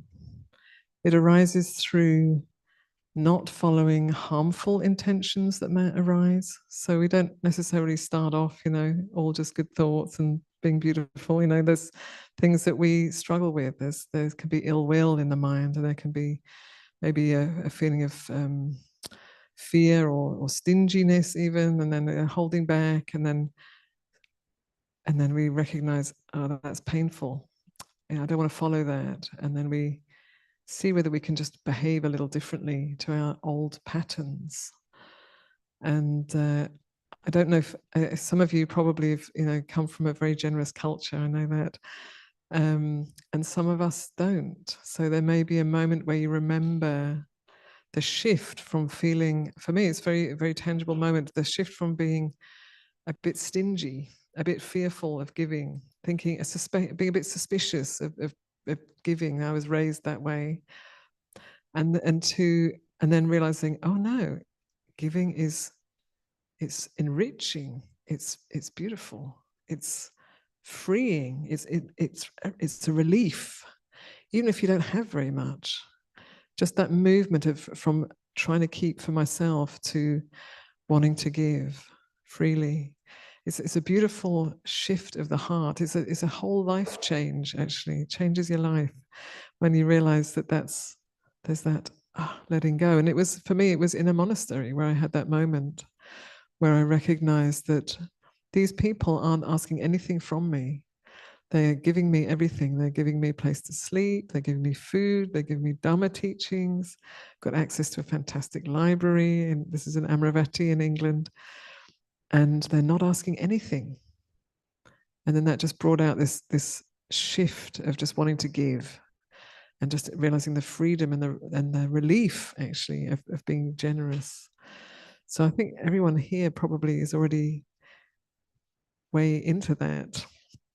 But it's so moving from the thoughts of maybe smallness and holding back into opening up and giving and stepping into this experience that generates punya. So even just not following unwholesome thoughts, generates punya. And then when we, actually generate good, when our mind is more geared, or when we take care of generating good thoughts and good intentions, that's punya being made then. And then acting on those, more punya. And then don't stop there, because it's not just that. That seems like it would be enough, then we thought it, we've restrained the unwholesome, we've cultivated the wholesome, and we've acted on the wholesome. The gifts have been given, the generosity has happened. Okay, but don't stop there, because then we need to recollect that, take that in. I think this is something that we can miss. Really taking in the punya, taking it into your heart, letting yourself be filled by the goodness of your practice. Take a moment, breathe it in. Feel it fill you.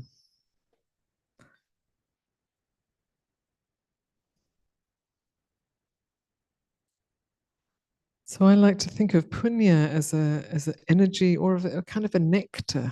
I experience it as a kind of a nectar that just fills your heart and fills your being. And if you take it in that way, it's quite wonderful. And it's not indulgent. It's not bad or indulgent to take that in, to take in the goodness of your generosity and your ethics and your good conduct. Some of us maybe learnt that you shouldn't think like that. You get big-headed if you think that way. But it's not about getting big-headed. You get big-hearted. You let your heart take in all that goodness. Let it be stretched and nourished and filled by that. And then when we're filled, when we feel the filling of that goodness in our own being, then we can share it. Share it generously for the benefit of all beings in all directions. So in the suttas, the Buddha actually only refers to punya as benefiting those in the hungry ghost realm. So he says it specifically supports beings in the hungry ghost realm. And, there are beings, there's the realms that the Buddha speaks about, the different cosmological realms. So a place that people go to that is a place of endless craving. So it's a very, very difficult and painful place to be. But that can also be experienced here in this world. There are people who are caught in that mind state right here in this world, right now. And so the sharing of merit is like and it's also for me that sense of nectar. It's like you're sharing that nectar of goodness to relieve the craving, the endless craving of those caught in addiction, in endless wanting. And this society, it's really set up to encourage wanting, to discourage contentment and satisfaction. It talks about satisfaction, promises satisfaction, but it's one of those kind of hollow satisfactions that doesn't last very long. So the Buddha is pointing us to this. He's not saying you'll get everything you want. He's saying when you let go of that wanting, it's just perfect. It's just perfect like this. It's perfect in its imperfection. Life becomes perfect in its imperfection. So we're not trying to become perfect, and we're not trying to make the world perfect. And we're not, expecting that, as we practice and progress on the path, the world's going to get easier and nicer. Everyone's going to be nice to us. It doesn't really work like that. But how we meet the world changes. And in that, in a way, everything changes. So, we talk, so I'm speaking about the world. And so what, how is the world created? There's the news, there's what we hear, there's the media, the world news. There's a lot going on the world news right now. And then there's our world, you know, maybe our family, our community, and what's going on there. Probably not perfect. Probably a few challenges out there. And then there's our inner world and how we meet our experience inside. So if the way we meet our experience inside is full of judgment and wanting and not wanting, if we look inside and we feel that we're essentially wrong, there's something wrong with us, we're bad or we're wrong, or some people, I'm the best, I'm better than everyone else. Some people have that one going on. You know, both of those are places of suffering. They're places of suffering. So, you know, the world, in a way, the world begins right here in our experience, in how we meet it. So right now we're all gathered together and we're doing this wonderful thing together, almsgiving and generating actual material support and, you know, feeding each other and others out, you know, each other, all of it, big at each other, and then generating this good energy. So the world is being created right here. We're creating this is part of the world. We're creating this in the world right now. And that's true all the time. So what we are doing inside, how we meet ourselves inside, our experience inside, and how we relate to those around us is creating the world.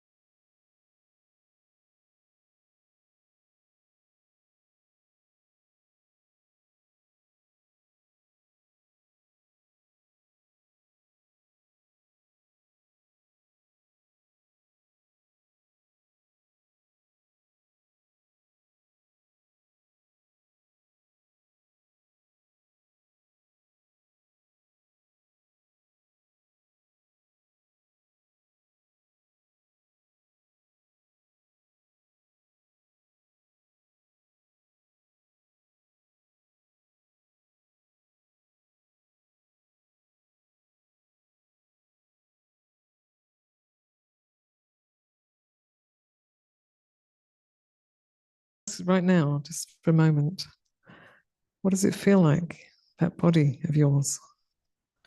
Just in there, inside. How is it?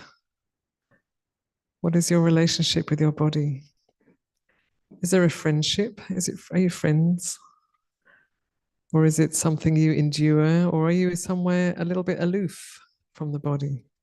The mind is floating around somewhere above the body. That can happen. So the Buddha is encouraging us to pay attention to the body, which is a most profound teacher. It's teaching us all the time. It's teaching the Dhamma all the time, the body. And to pay attention to the feelings that are going on in this body, not just emotions, but pleasant feeling, painful feeling, neutral feeling, feeling tone, the sensations, to be aware. Because when we're not aware, we have an unpleasant sensation and then we react. We try and get away from it, or we blame somebody else for it, or we distract ourselves. And then we have a pleasant sensation and then we love that, want more of that, get more of that. And then we start to lose perspective on the cost of that, you could say, the repercussions of that. And then a large part of our experience is neutral sensation, neither pleasant nor unpleasant, nothing in particular. So that's, we kind of go to sleep on that, we ignore that. So, and then when we bring careful attention to our experience, our direct experience, how there's a painful feeling, I want to get rid of it. The painful feeling isn't bad, it isn't negative, it's just painful feeling. And then there's this extra piece of pushing away. And the pleasant feeling isn't necessarily good. Some are, some aren't. Isn't necessarily good, but there's this grasping. And so we need to know, we need to be clued in to what's going on here in this body that's teaching us all the time. A neutral feeling that we ignore, generating ignorance, ignoring. So to get familiar with this body as a teacher, what is it teaching us? It's teaching us about constant change. The feelings in this body right now I'm experiencing, changing all the time. The body itself, we just ate a lovely meal and that changes our body. We're changed by that. It's being nourished by that. So change is going on all the time in the body, never stops. Breath. A breath. By its nature, it's change. So this is a teaching that's going on right here in your body. Your best teacher is right there with you every day, 24/7. It's there with you. It's part of you. And then recognizing the different moods that pass through the mind, like the weather. Sometimes uplifted, sometimes depressed, sometimes fearful, sometimes bright and strong. We have all of these different moods that go through the mind, just like the weather changes out here, all changing all the time. And then we take them as me. Oh, this is me. I'm this. I'm whatever particular mood may be going through. We think it's who we are, but we need to notice that those moods are just changing. They're just changing. It's there for a while. And then it changes. And then there's another one. And that's there for a while. And then that changes. And that we might have certain leanings. And then we can guide our attention towards the more wholesome and the more beneficial. And then it changes the habits of the mind. So, if we have a tendency to feel a bit hopeless or a bit down, then we need to take care of our mind. We need to take care of spending time with good people, taking really wholesome stuff, wholesome information through that phone or laptop or through a company, and doing good and recognizing the good that we're doing. And then that starts to change the moods of the mind, so get more open and uplifted. And then the content of the mind, the thoughts that are going on, those endless thoughts, they go on and on and on, all sorts of thoughts going on in the mind. Just to get to know what are the tendencies, what's the volition of those thoughts. Are they wholesome? Are they unwholesome? Are they leading out of suffering or into more complexity? And recognizing we have some choice. We can't always choose what thoughts are arising, but we can choose where we put our attention. So attending to that which is wholesome, and also attending carefully to that which is unwholesome, in that we don't encourage it, we don't strengthen it. So the Buddha urges us to frequently pay careful attention. Frequently pay careful attention to what is going on here and now. Not just now and again, but frequently. throughout the day, checking in, seeing what's going on, which direction, where's this leading? So we don't want to get micromanaging about it. You know, it's good also to have the big view of where we want to sort of aim towards, but we also need to check in and see what's going on. And as we do that, as we continue to generate goodness and to share the goodness and to hold back on the unwholesome, redirect our attention, and then also through our meditation practice, to generate wholesome states in the meditation. And sometimes, sometimes it's wholesome, and sometimes we're just sitting through difficult stuff, sitting through painful memories or difficult things that are left in our body and mind from past challenges. But that's also really, really beneficial. So the Buddha speaks about refrain from doing harm. It's like the nutshell of the Buddha's teaching. Refrain from doing harm, do good, which you're doing an awesome job of, I have to say. Do good and purify the mind. So that purifying the mind is what happens in the meditation. Sometimes it's beautiful, sometimes it's hard. Don't worry, it's purifying the mind, it's good. And it leads to greater spaciousness, happiness, peace and well-being. And also, when we're doing it together in this way, we become community, we become Sangha that supports each other.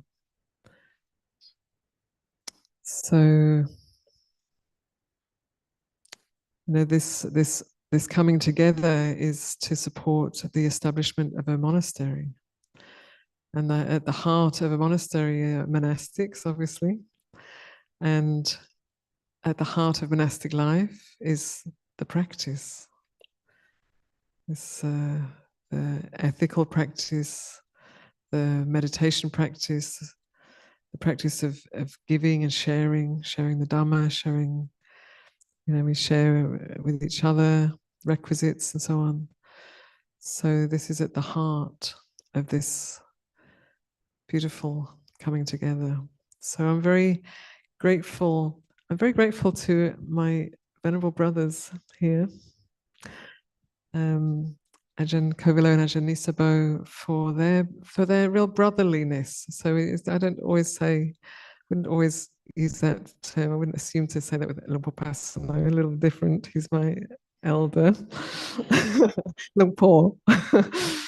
But I really appreciate our brother monastics really recognizing the value and the importance of the fourfold assembly. That the bhikkhus and the bhikkhunis, we all are part of the community as the lay women and lay men. We're all part of the community. So this is a blessing and a gift, and I'm just really happy to be here with you all. Han tamayang tamakataya sadhu karang katamase sadhu sadhu sadhu anumodhami. Well done, Kate. So after that beautiful teaching by our sister, we have the chance just to open up the space. There seems to be a real magic which occurs when the community as a whole gets a chance to speak. So as you do every year, for the next 15 to 20 minutes, we just want to have 2 mic runners. So maybe people could grab one of those mics from Ayyā Ānandabodhī, one of the mic runners, someone. And sure, Matt. And if you have something that you'd like to say about what this community has meant to you, what the practice has meant to you, this is just a chance to kind of share that with the group and take a chance to really rejoice. And as Ayyā Ānandabodhī said, kind of take in that punya, that goodness, that nectar together. We would ask that if you do share, just raise your hand and we'll get a mic over to you.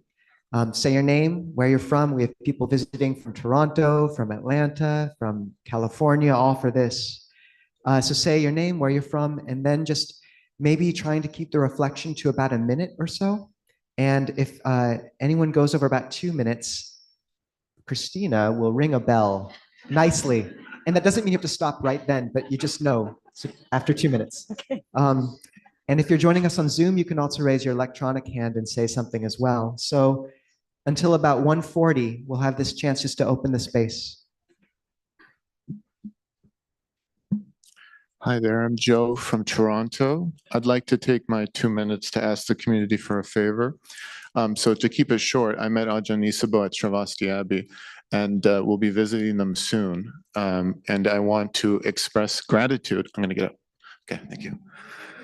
I was wondering if the community could do me a favor, venerable community and Sangha. I would like to offer Sravasti Abbey this remarkable likeness of Ayyā Niyyānika. And I was wondering if the venerable community could radiate metta and give it a blessing for gratitude for Sravasti Abbey as a gift of concord and goodwill for all the schools and all beings who practice compassion triple blissfully. So if you want to hug it or bless it or just send goodwill towards it with sunshine from your heart, pass it around. May all beings be well.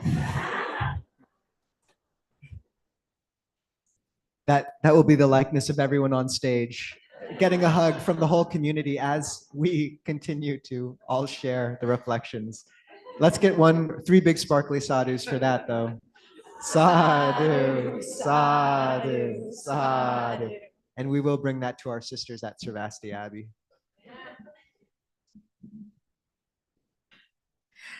Hi, I'm Cheryl here from Seattle, and I just wanted to share that what I appreciate about this Sangha so much is the hospitality and the welcoming, and I'm just so happy to be here. So thank you for being here.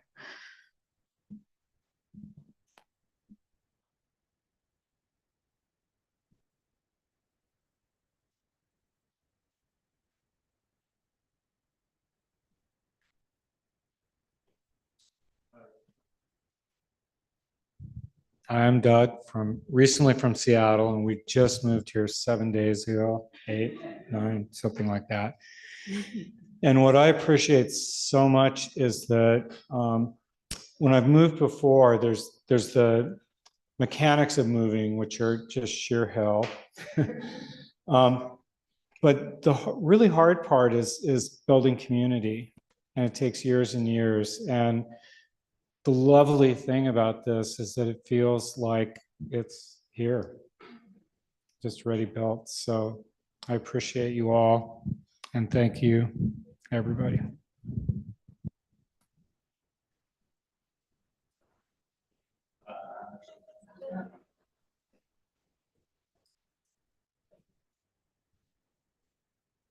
We'll save our big sparkly sadhus for the very end.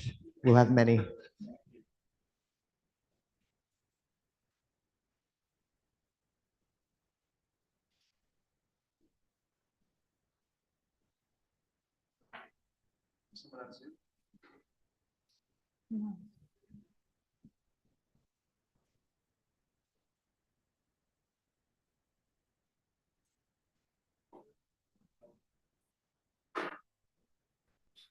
Hi, my name's Lewis, and I'm from Seattle, and it was a year ago that I walked into this room and was like, wow, this is a thing. Is it always like this? And it's sort of like this. It's just fewer people sometimes and this many people, but I just wanted to reflect on the setup this morning. I was just basking in the energy of people, and things were happening so fast there was a wind near me, which I thought was a beautiful sensation of the wind of people just doing things together. So thank you.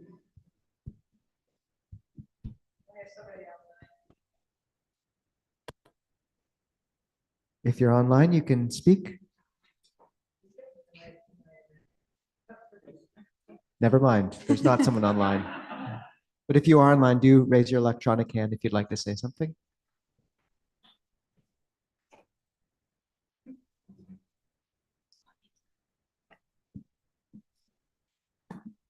Hi, my name's Donetta from Port Orchard recently.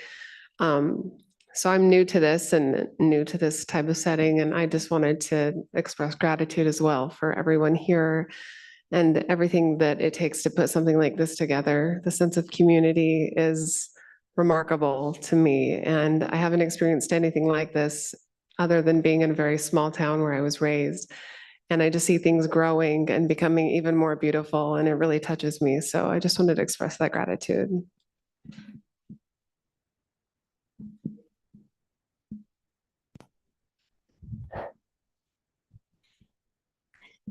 Hello, my name is Kate. I am in this area now, but I was from Thailand, and I must admit that when I was in Thailand, I was not a regular temple goer. I barely visited monasteries in Thailand, but somehow with Clear Mountain, it just clicks, and I just come here regularly and have become one of the core members here, and it has become a beautiful part of my life. And if I would have to think about moving somewhere else, that is going to be very, very difficult. So I'm going to try my best to to be around and support Clear Mountain and see it grows and grows.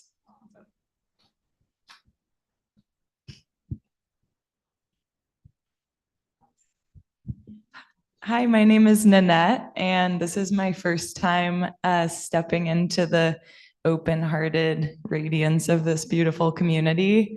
I have known Ayyā Ānandabodhī since I was a little kid, and I have stories.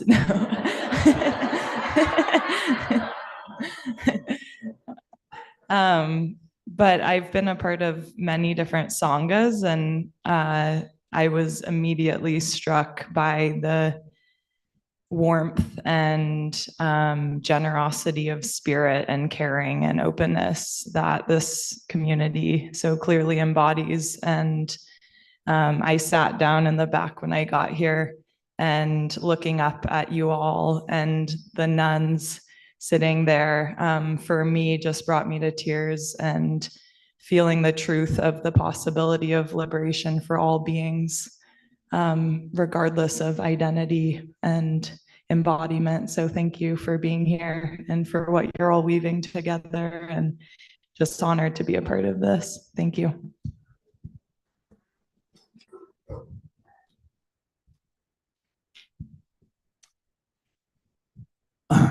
Well, I hate driving, especially 4-hour drives. My body just doesn't like it anymore. And frankly, I miss my garden. However, being here, I just landed here just a moment ago. It just makes it all worth it, just to kind of land here and find consistent, compassionate presence. So thank you.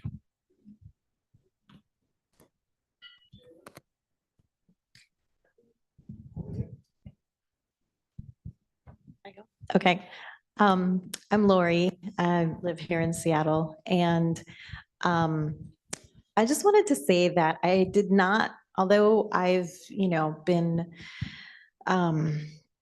doing a lot with Buddhism, I did not have that much exposure to monks and none at all to nuns. And this community coming together, sort of like seeing how this all comes together and having the exposure to some really down to earth, cool people kind of shattered my stereotypes about monastics. And about Buddhism, really, that it can be fun. And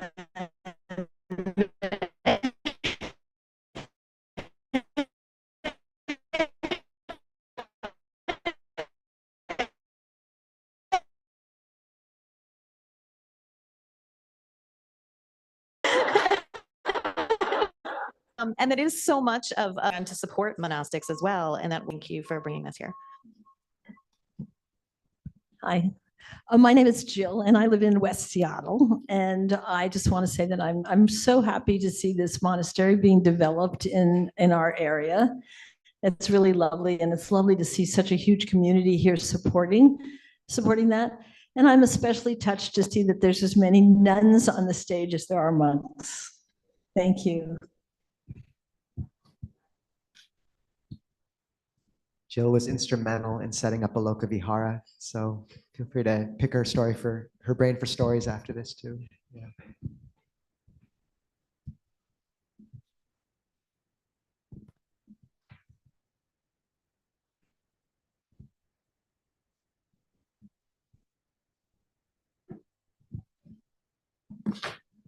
Hi, my name is Gail. I'm just feeling this sense of history. I've had the great blessing of being around the Thai forest tradition for probably close to 50 years. Luang Por, thank you so much for being here again. And I really feel so overcome to watch this extraordinary event of seeing monks and nuns together and the coming together of Clear Mountain community in such a short time. It's such a huge blessing to all of us, and to see how the generosity of this community and the love that comes and the sharing and yeah, I don't really have a lot of words. I just feel so touched by it all. Thank you.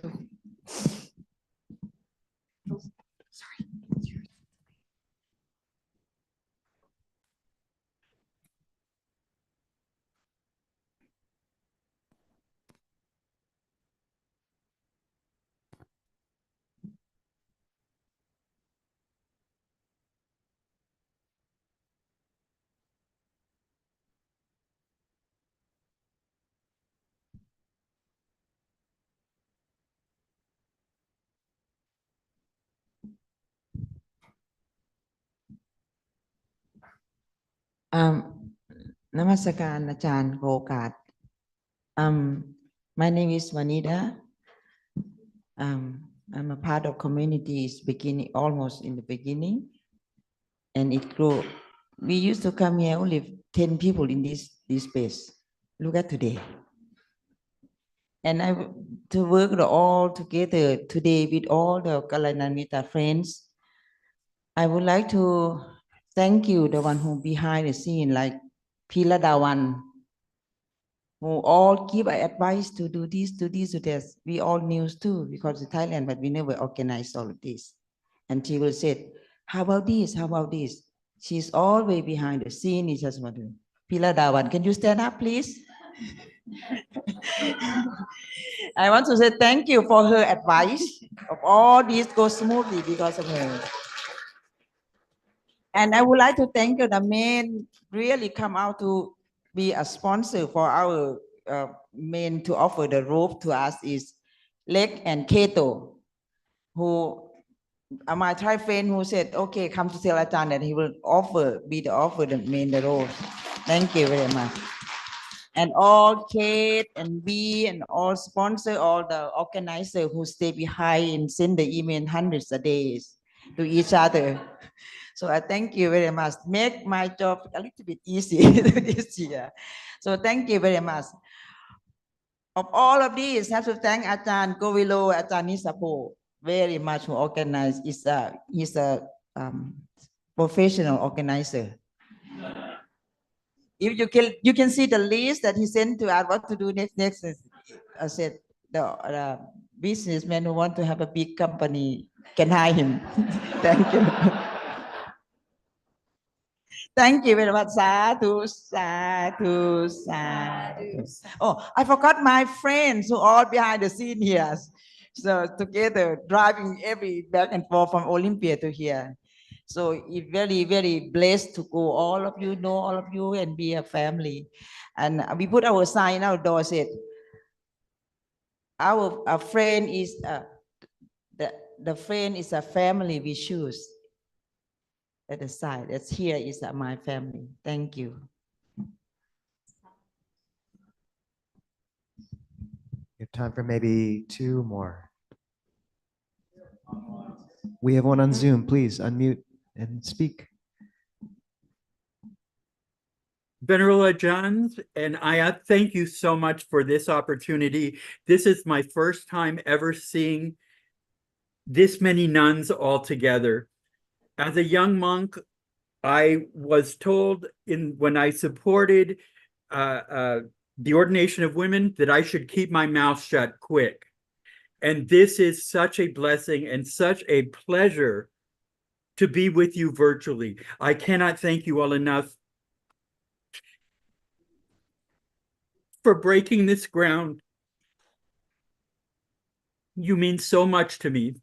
Thank you for providing a new home for me, Clear Mountain, and for allowing me to make new Kalanamita. Sadhu, sadhu, sadhu. Thank you. Thank you so much.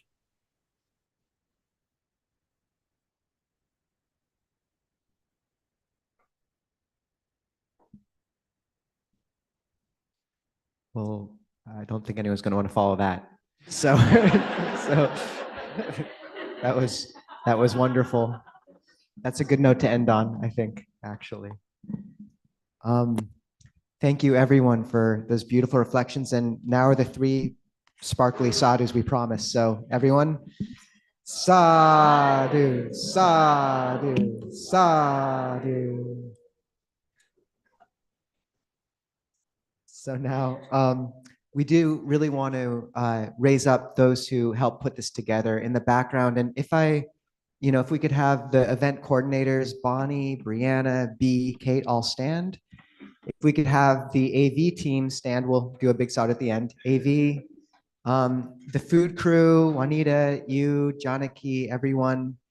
And then all those who volunteered in various ways to set up and everything, if you wouldn't mind just standing up and being acknowledged. And then really, there was a huge amount of work that went into this, and everyone you see was instrumental in that. So if we can just we don't have much apart from the sadhus, but maybe we can let's do one more round of three big sadhus. Sadhu, sadhu, sadhu. Right. Way to go, everybody.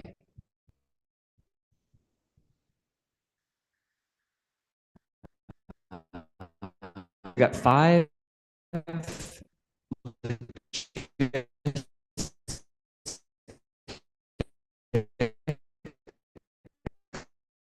logistical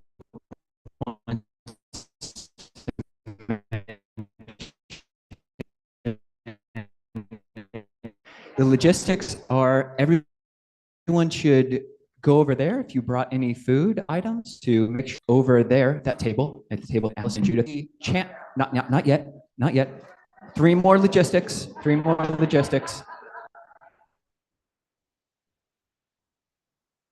After we do a final chant, and after Luang Por shares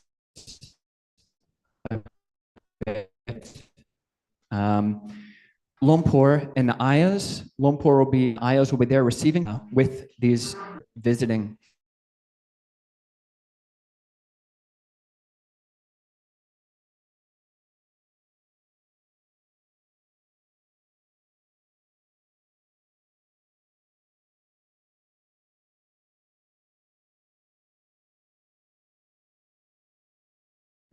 Does that sound about right? Okay. One of them, yeah. Yeah, taking things back to the triple gym hall where we usually are. And the feedback loop is just the gratitude feedback loop. It's pretty amazing. We could have called this, rather than the robe offering ceremony, just the gratitude offering ceremony, because it's kind of amazing. Luang Por said it to us yesterday, is that it's a sign of spiritual maturity to just see your own gratitude, your capacity for gratitude, your own skill in gratitude increasing. And you really see it. And you hang around groups like this, you meet more beautiful people, more lovely people, more Kalyana mittas, and you have more to be grateful for. And it's just this feedback loop that you feel more gratitude, you're able to know how to feel gratitude more, and you meet more people, which give you more reasons to feel gratitude. And you certainly see it on a day like this, whether it's us looking out on you or you looking out on each other. And then when we take the photo, everybody can look at that together. But it's just really beautiful. And we'll pass it to Luang Por for the final closing.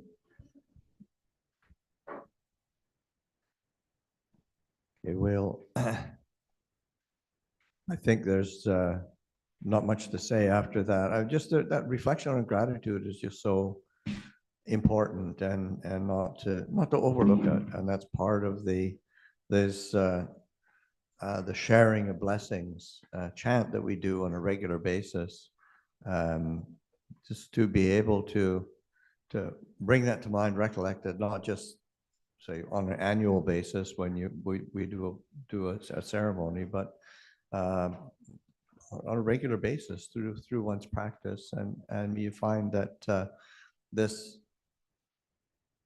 aspiration and inclination to sharing of goodness, it fills the heart, and it opens up doorways of real entering into well-being in the heart. Just died. Okay. It's back. Okay, it's time to wrap it up.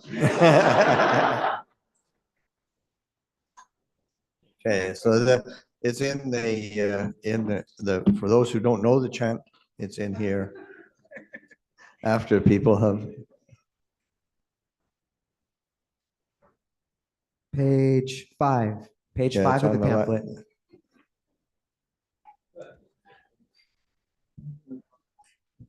Very last page. Now let us chant the verse of sharing and aspiration. Through the goodness that arises from my practice, may my spiritual teachers and guides of great virtue, my mother, my father, and my relatives, the sun and the moon, and all virtuous leaders of the world, may the highest gods and evil forces, celestial beings, guardian spirits of the earth, and the Lord of death, may those who are friendly, indifferent, or hostile, may all beings receive the blessings of my life. May they soon attain the threefold bliss and realize the deathless.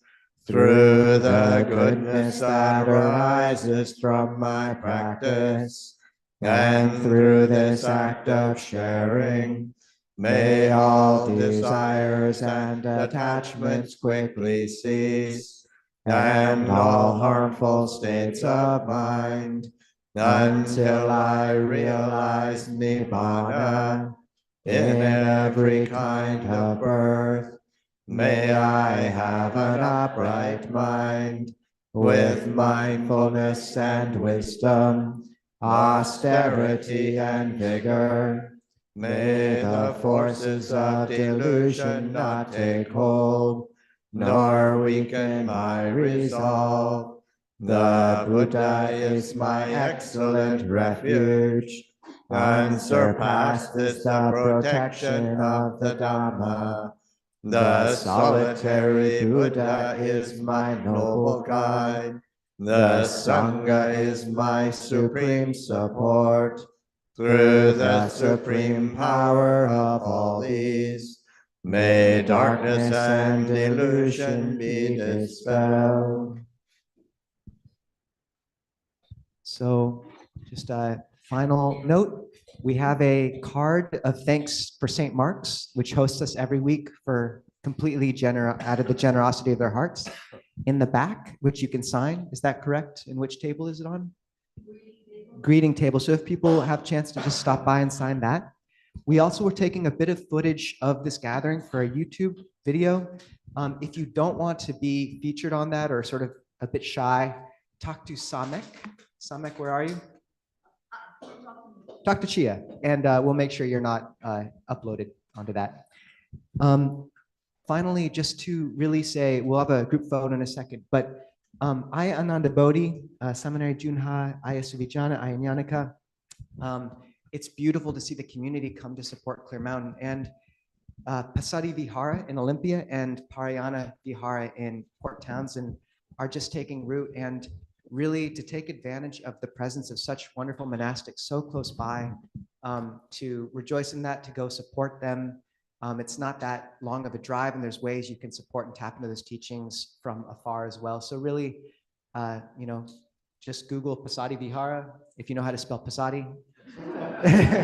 P-A-S-S, two S's, two D's, and an H. P-A-S-S-A-D. And they've got cards. But really, it's really important. It's hard at first as a monastic to set up. We're kind of helpless. So please channel this generosity where it, in places it really matters right now. And that's certainly a place. Okay, so we'll pay, those who want to can bow to the Buddha together. And afterwards, we'll take a group photo, but no pressure for the bowing.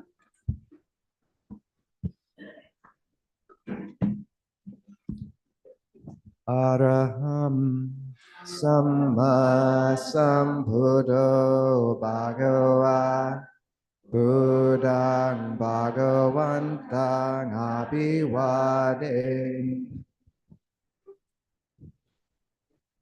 Suakato Bhagavata Dhammo Dhamma Namasam Supatipanno Bhagavato Sāvaka Sangho Sanghang Namha. Now, those who want to may pay respects to our teachers who are visiting. Once again, no pressure. To the Sangha.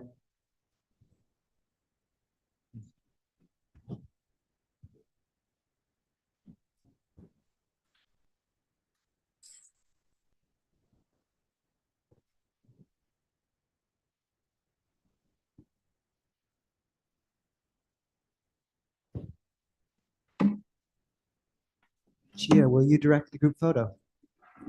You're going to need a mic for this, I think. Rick, can you give this? Oh, she got one. Hi, everyone. In order to produce a clear for the shop, may I have some people helping to remove the carpets, the chairs, whatever's in front of the stage. The speakers will need to go to the side as well, along with cables. Thank you.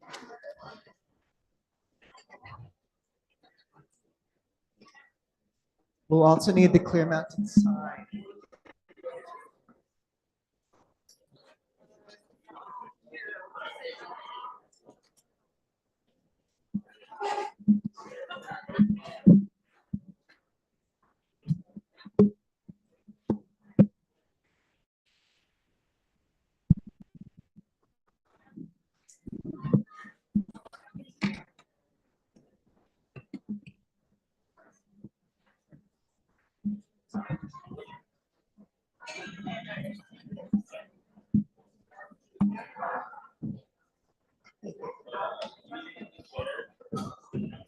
Okay, so hello.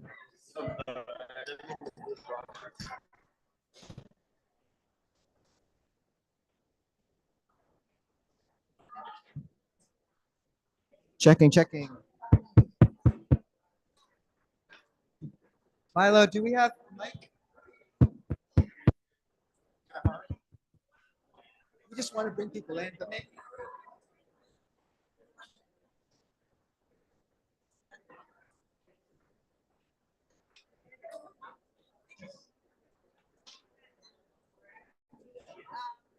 We need to move his chairs.